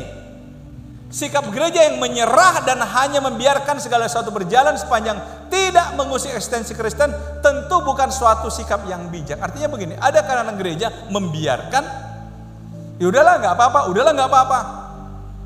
Saudara-saudara, ini direkam semua ya. Ya kadang-kadang saya ingin bicara sesuatu tapi saya takut rekamannya ini agak sensitif gitu loh. Tapi kalau nggak pakai mic nggak kedengaran ya. Oke lah. Gereja kan tidak bisa melarang siapapun hadir, betul? Jadi berapa hari yang lalu ada jemaat tanya saya bilang, Om perhatiin nggak orang yang suka duduk berkelompok di situ-situ itu kalau kebaktian? Saya bilang kenapa rupanya? Enggak, saya tanya dulu Om perhatikan nggak? Perhatikan lah, aku bilang. Saya khotbah kan perhatikan semua jemaat. Om kira-kira mencurigai sesuatu enggak? Saya udah paham. Iya ada sih. Oh ya, syukurlah Om kalau sudah tahu katanya. Sekelompok pria selalu datang berkelompok. Itulah yang sekarang sedang menggejala. Paham maksud saya? Dia tanya lagi saya, Om nggak apa-apa Om mereka ke gereja. Saya bilang, loh bagus. Hanya dua pilihan mereka kalau ke gereja, bertobat atau keluar. Saya pernah tanya orang, loh itu kan nggak kesalahan, itu kan ini. Saya bilang nggak. Namanya penyimpangan tetap penyimpangan. Nggak boleh. Ada jemaat sharing begitu, anak saya begini sudah nyaman, katanya sudah konsultasi dengan psikolog, katanya nggak apa-apa. Saya bilang apa-apa. Alkitab katanya itu penyimpangan, berarti diserang sakit. Kembalikan. Saudara-saudara, kita nggak bisa memungkiri itu terjadi di lingkungan kita. Ke gereja dia datang, gimana sikap kita? Gimana? Usir dia. Yesus katakan kan orang sakit memerlukan tabib. Orang berdosa memerlukan keselamatan. Tapi kadang-kadang di gereja banyak orang Farisi. Kalau dia hamba Tuhan, pasti dia tahu siapa yang datang itu. Ya kan kira-kira gitu kan. Tapi taunya kita gara-gara perpuluhannya. Dikaitkan ke situ lagi. Oke lah, pemahaman yang berbeda tentang saya ingin kita coba bermain dengan pikiran sini ya. Masih bisa fokus? Konsep kita tentang realitas, maaf salah ketik, sangat dipengaruhi oleh perbedaan kepentingan, perbedaan disiplin ilmu dan perbedaan budaya atau subbudaya. Perbedaan sesungguhnya terjadi bukan karena realitas yang berbeda, tetapi cara pandang yang berbeda. Artinya apa? Objek bisa sama, tapi kita bisa punya penilaian yang berbeda karena cara pandang kita, karena pengetahuan kita. Saya ambil satu contoh. Saya pertama kali ke Amerika tahun 96. Bergabung dengan satu tim pelayanan selama 9 pekan kami di sana. Jadi kami bergerak satu kota ke kota lain dan seterusnya. Satu ketika saya nginap di rumah satu keluarga jemaat, sore-sore dia ambil rice cooker, dia masukkan beras, kemudian dia ambil daging, dia cincang-cincang, masukkan ke rice cooker, tempat beras tadi yang udah masukkannya beras, cincangnya sayur masukkannya ke tempat yang sama. Saya dekati dia, kamu mau ngapain? Masak nasi untuk kamu. Kan kamu katanya di Indonesia kan 3 kali sehari makan nasi kan? Saya bilang iya. Ya iya saya mau masak untuk kamu, untuk makan kamu malam ini. Saya bilang di Indonesia kami rice cooker cuma masak nasi. Nasi bagi kami itu adalah tanpa lauk pauk. Jadi kamu cuma makan nasi begitu? Oh enggak dong, pakai sayur. Nah sayurnya gimana? Dimasak tersendiri. Ikannya tersendiri. Langsung dia taruh tangan di pinggang. Hah? Kalian capek sekali mau makan aja. Karena dibandingkannya mereka pizza itu loh, ambil tepung, aduk, masukkan segalanya, masukkan di microwave, 15 menit jadi, tinggal makan kan gitu kan. Makanya saudara, mereka dapurnya bisa di ruang tamu. Kalau kita mana bisa? Di mana naruh kuali yang berbagai ukuran itu kan? Panci berbagai ukuran. Ibu-ibu, kan itu dapur kita kan? Bagi mereka nggak masuk akal. Dia tanya, jadi kalian masak berapa lama? Saya bilang minimal 1 jam. Hah? Untuk makan 15 menit, 10 menit, kalian masak 1 jam? Boros sekali waktu kalian. Nggak nangkap dia. Tapi begitu mereka ke Indonesia, ikut sama kita mereka sekarang. Beli panci berbagai ukuran, beli kuali berbagai ukuran. Masalah sudut pandang. Baru tahu mereka kalau saasang itu enak. Dan itu nggak mungkin dimasukin rice cooker kan? Itu. Jadi kalau kita mengubah orang, ubah dulu paradigmanya, sudut pandangnya. Kenapa kita berbeda pikiran? Karena berbeda isinya. Objeknya sama. Mari kita coba uji. Realitas versus konsep. Nah ini objek, yang bulat ini objek. Nah ini mata kita memandang. Kita memandang objek yang sama. Tapi bisa kita punya pikiran berbeda-beda. Kenapa? Tergantung pikiran kita. Sambil satu contoh, saya kalau ke pesta dengan istri saya, pulang itu pasti istri saya pertama ngomong, nggak enak makanannya, sayang kali ini. Karena memang dia ke pesta mau cari makan. Karena dia suka masak, jadi selalu makanan. Kalau saya nggak, sering saya di pesta nggak makan. Sering di pesta nggak makan. Karena saya nggak suka makan. Paling saya di pesta itu lihat, aduh siapa yang datang ya, siapa keluarganya ya, ketemu siapa. Saya sibuk ketemu orang, jalan orang-orang, ya udah nggak makan, udah itu pulang ya. Kenapa begitu? Saya komentar saya, kamu lihat nggak siapa tadi? Yang mana? Itu tadi kata, mana ada? Nggak kulihat. Ya iyalah, kau makan kau lihat terus. Gimana saudara? Kalau saudara ke pesta, apa yang saudara perhatikan? Makanan. Apa? Nah itulah hidup. Betul? Jadi kalau ada orang berbeda dengan kita, dia nggak salah. Cuma dia memandang yang berbeda dengan sudut pandang yang berbeda. Jadi nggak usah bertengkar lah kalau berbeda pendapat. Amin. Apalagi berbeda pendapatan.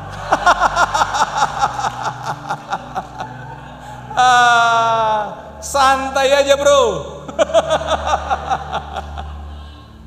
Oke. Masalah konsep dan realitas. Konsep kita yang berbeda walaupun realitasnya sama. Gambar apa ini? Gambar apa? Ayo, saya minum dulu. Udah dingin kopinya, udah mahal ini.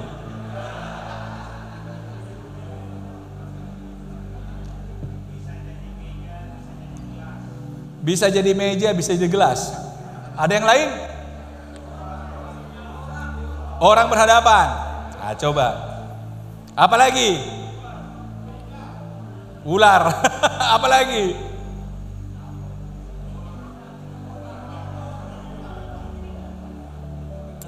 Jadi kalau ada ini, dia nggak salah. Cuma dia menemukan yang tidak kita temukan. Melihat yang tidak ada oleh kita. Amin. Oke, satu lagi. Apa ini?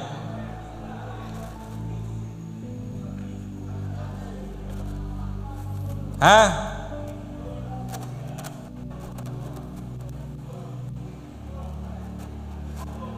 Apa? Opung boru. Opung boru. Ayo. Nenek-nenek. Coba perhatikan lagi. Opung merokok.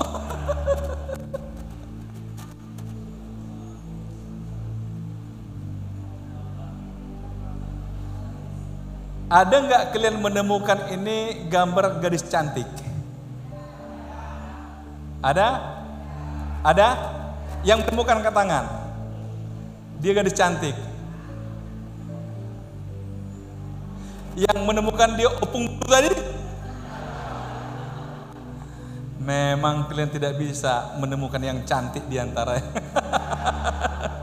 opung-opung. Terus perhatikan kalian, nggak apa-apa lah. Terserah saudara kalau nanti cermati, oh ini. Jadi kembali sudah masalah pengamatan. Jadi selalu kita berpikir masalah benar salah, enggak. Berhentilah menyalahkan orang lain yang berbeda. Berhentilah, malu kita nanti. Kita salahkan, ternyata dia benar, kita juga benar. Kalau kita benar, tidak harus orang lain salah. Bisa juga dia benar. Tergantung dari sisi mana. Masalah konsep. Oke. Saudara lihat, ini dunia luar. Kenapa tadi terjadi perbedaan pemahaman saudara? Kita semua punya pengalaman, dan pengalaman ini menjadi benteng bagi kita. Kita juga semua punya perasaan, emosi, dan akhirnya itu membuat benteng dalam hidup kita. Kemudian disinilah pikiran kita, mindset kita, berdasarkan apa yang kita ketahui, apa yang kita alami. Oke, sekarang dunia luar atau objek yang tadi, inilah sebuah organisme mental. Objek tadi, misalkan ada dunia luar, tapi karena nggak cocok dengan pengalaman kita, kita langsung tolak. Kita anggap ini nggak cocok sama saya ini. Hanya karena tidak terkoneksi dengan apa yang kita ketahui atau kita alami, betul? Atau dia masih bisa tembus pengalaman kita, tapi terganjal dengan perasaan kita. Artinya nggak sampai kepada pikiran kita. Tapi mungkin ada yang lolos sampai kepada pikiran kita. Selanjutnya apa? Kita kasihlah feedback kan, tanggapan. Jadi ada kadang-kadang saudara nanggapinya pun kita nggak mau. Karena apa? Udah kita filter dulu dengan tembok pertama atau tembok kedua. Nah orang-orang begini kan capek pun kita ngomong sama dia nggak ada gunanya. Karena sudah ditolak. Pikirkan lupa, nggak perlu kupikirkan, capek aku. Yang penting tidaklah. Halo. Inilah sering masalah orang muda dan orang tua.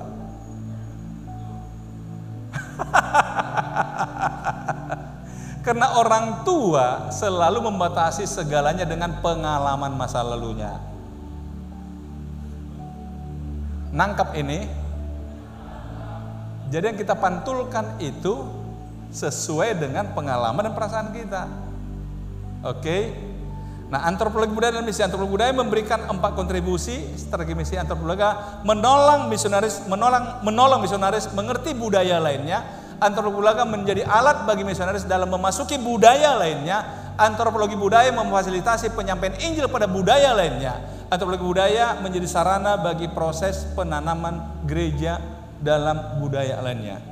Saudara, ini kalau mau dibahas luas sekali karena saya punya materi tentang kekristenan dan kebudayaan yang biasa saya sajikan untuk kelas magister teologi. Jadi kalau dipadatkan itu dia harus 5 hari kali 5 jam, 25 jam materi itu. Ini cuma saya ambil sedikit aja, ya. Nah, gereja menghadapi tantangan. Oh sorry, tadi ini sudah. Nah, oh ya, tantangan gereja persaingan antaragama tadi udah ini bertambah. Persaingan bersekuler itu tadi nggak saya jabarkan saudara, itu bisa kesulitan mencari nafkah, bertambahnya anak. Misalnya hari Minggu saudara, jemaat kenapa nggak datang bu? Kerja aku pak. Kalau di kampung-kampung jaga burung. Saya nanya, kok dijaga burung? Kan padi yang dijaga kan, katanya jaga burung. Kadang-kadang ada istilah yang salah kaprah, ya enggak? Jadi multitafsir kan, konsep lagi, konsep. Yang ketahui pertama tadi pasti konsepnya salah itu. Setiap dengar burung langsung kemana larinya?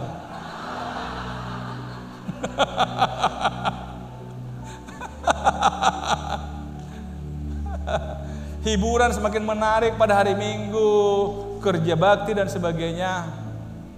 Nah, tantangan yang keempat saudara, upaya gereja pertahankan jemaat, gereja menjadi komunitas yang eksklusif. Yang kelima ini saudara, saya pernah ngalami dan saya marah. Masa jemaat bilang begini, Om, kita udah kompak kan di jemaat ini Om, kalau boleh jangan tambah orang baru loh Om, karena udah kompak kita Om. Saya bilang, Bapak nggak ngerti arti gereja. Kalau udah begitu Pak, kita tutup aja lah gereja ini.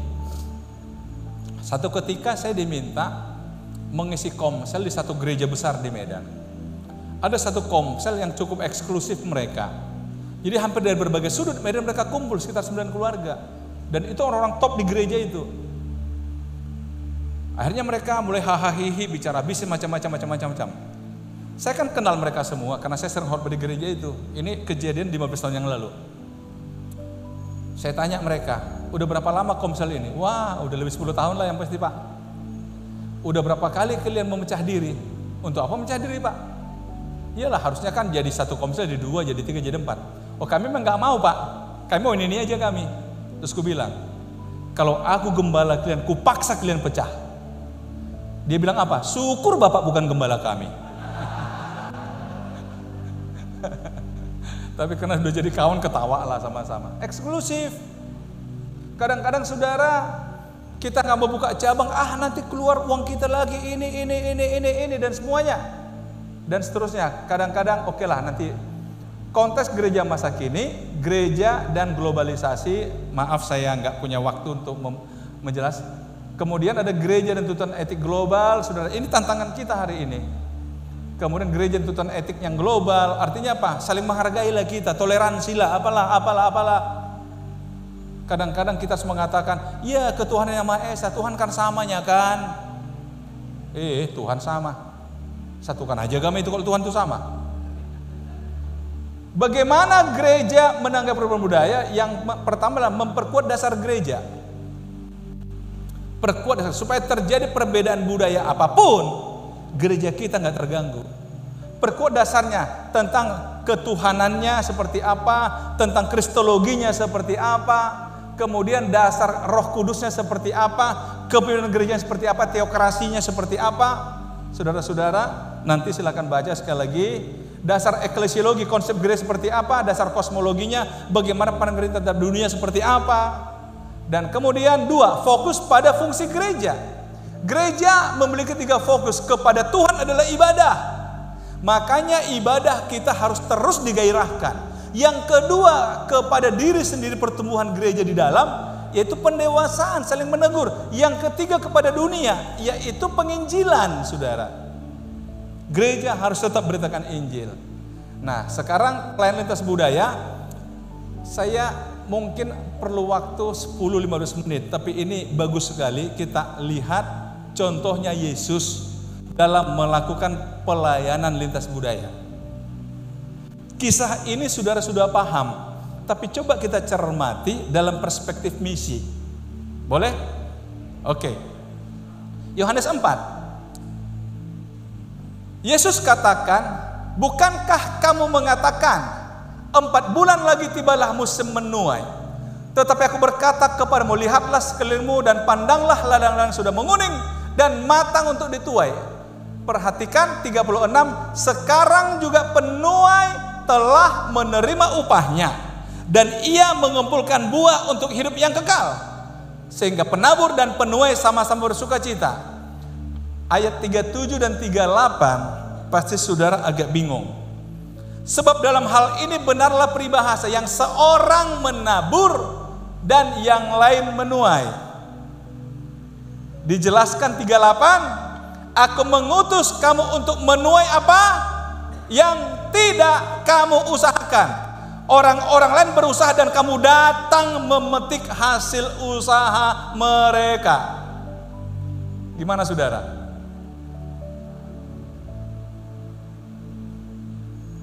Yang seorang menabur, yang lain menuai. Aku mengutus kamu menuai yang tidak kamu usahakan. Maaf, 2 ayat terakhir ini dipegang kuat oleh GBI.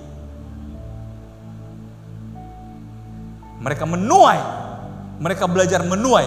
Kita GPD terus belajar menabur. Yang kita tabur dituai kawan, tabur dituai kawan, marah kita.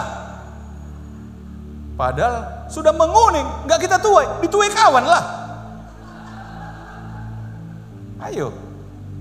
Jadi jangan marah, kok pindah ke sana, pindah ke sana. Ya iyalah. Kita cuma menabur untuk dia, nggak menuai. Saudara, penabur atau penuai? Dua-dua lah. Saya pernah ketika masih perintisan gereja,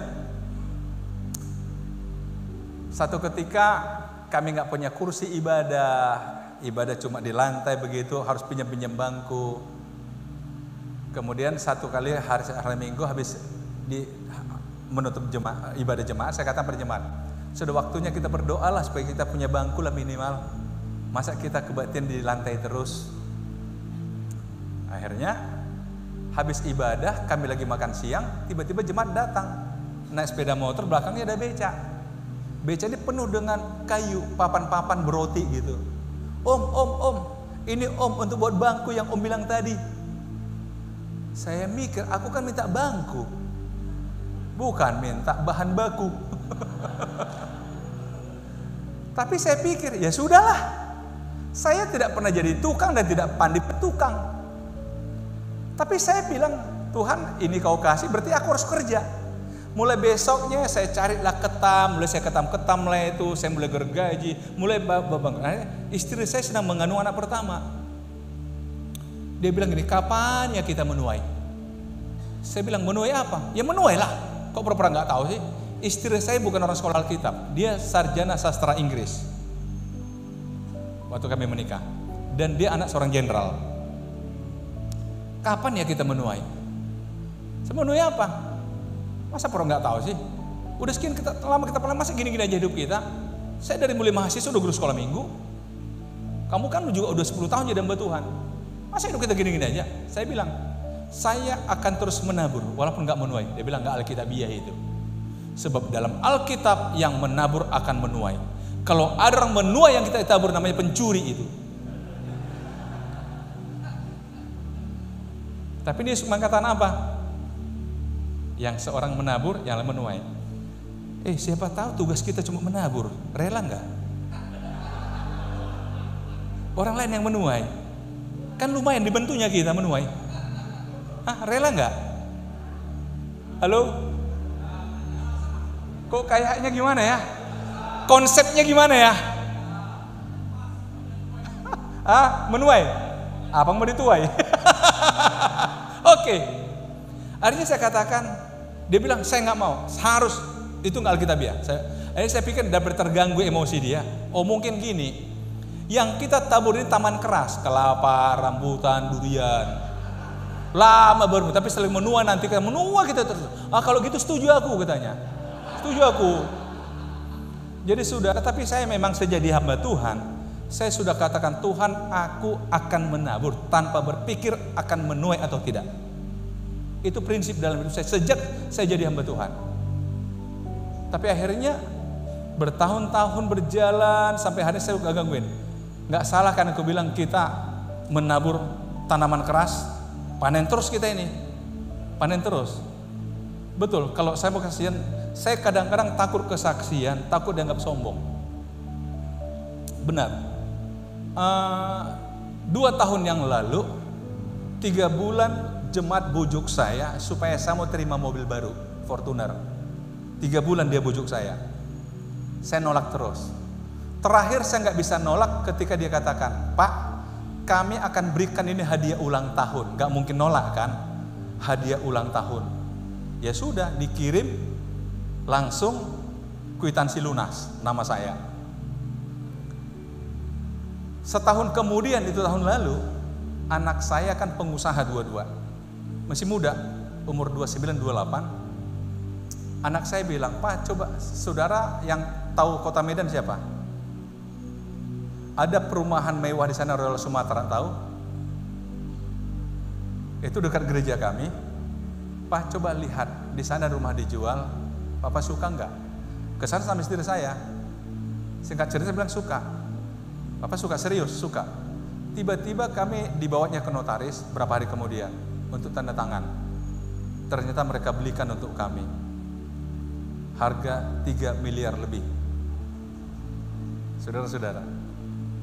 Tetapi saya katakan sama istri saya, kita sudah 4 kali dapat mobil. 3 kali pertama itu dari orang yang bukan jemaat, tapi kaliin dari jemaat. Bagi saya nilainya ini lebih. Dan tidak sampai di situ, anak rohani memberi, anak daging, anak jasmani memberi lagi. Dan saudara tahu, 2 minggu lalu ada jemaat mengatakan begini, Om, boleh ya Om, kami sedang mengurus surat-surat perkebunan kami, boleh ya Om kami kasih 50 hektar ya kebun sawit kami. Gimana saudara, terima atau tolak?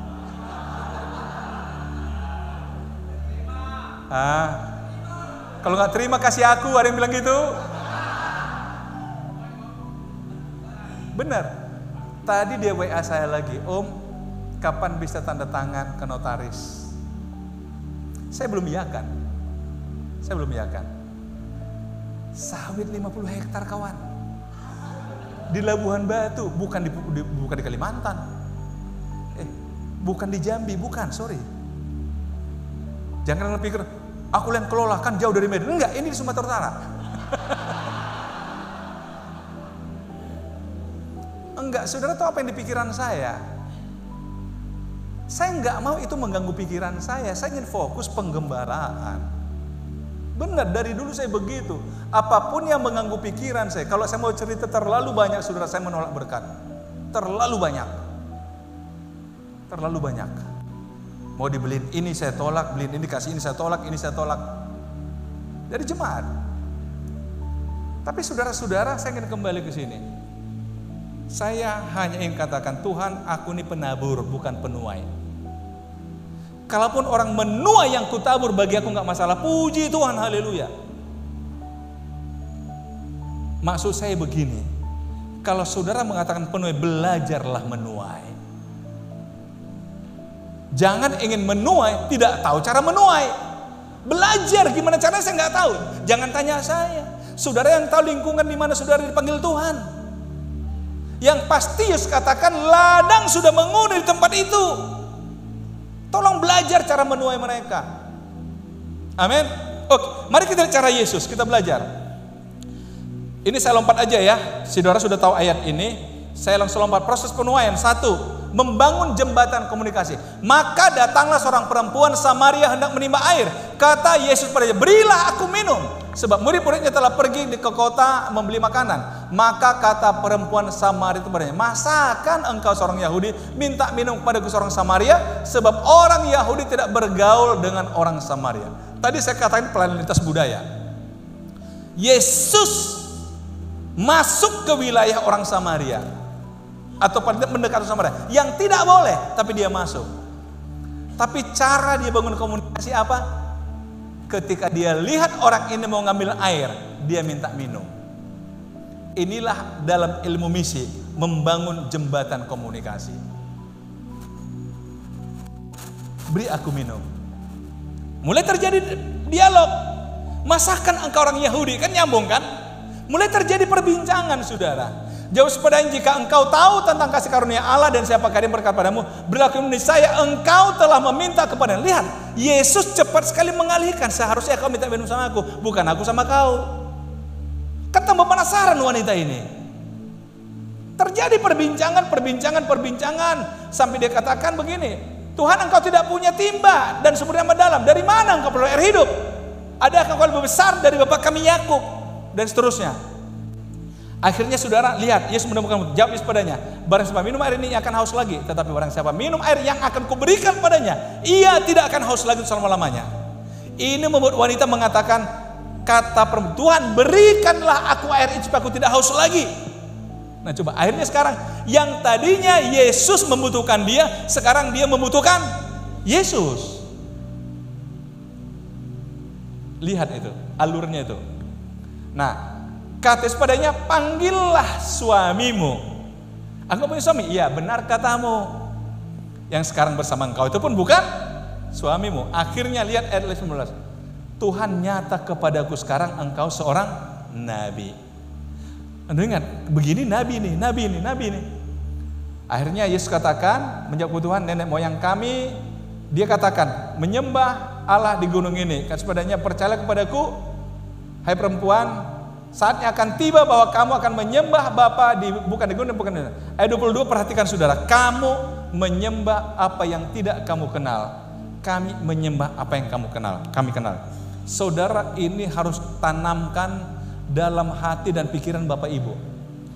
Orang-orang di luar sana, mereka nggak kenal siapa Allah yang mereka sembah, tapi kita kenal siapa Allah kita. Tugas kita adalah memperkenalkan siapa Allah itu, karena mereka nggak kenal. Ini cara saya memenangkan banyak orang Buddha. 300 lebih orang Buddha sudah saya baptis dalam 15 tahun terakhir. Karena mereka nggak kenal Allah mereka. Kita kenal siapa Allah mereka, Allah kita. Sesi khusus kalau mau bahas itu lagi. Tetapi saatnya akan datang dan sudah tiba sekarang bahwa penyembah benar akan menyembah Bapa dalam roh dan kebenaran. Ada itu roh dan barang semua menyembah dia harus menyembah dalam roh kebenaran. Akhirnya terbawa ke situ.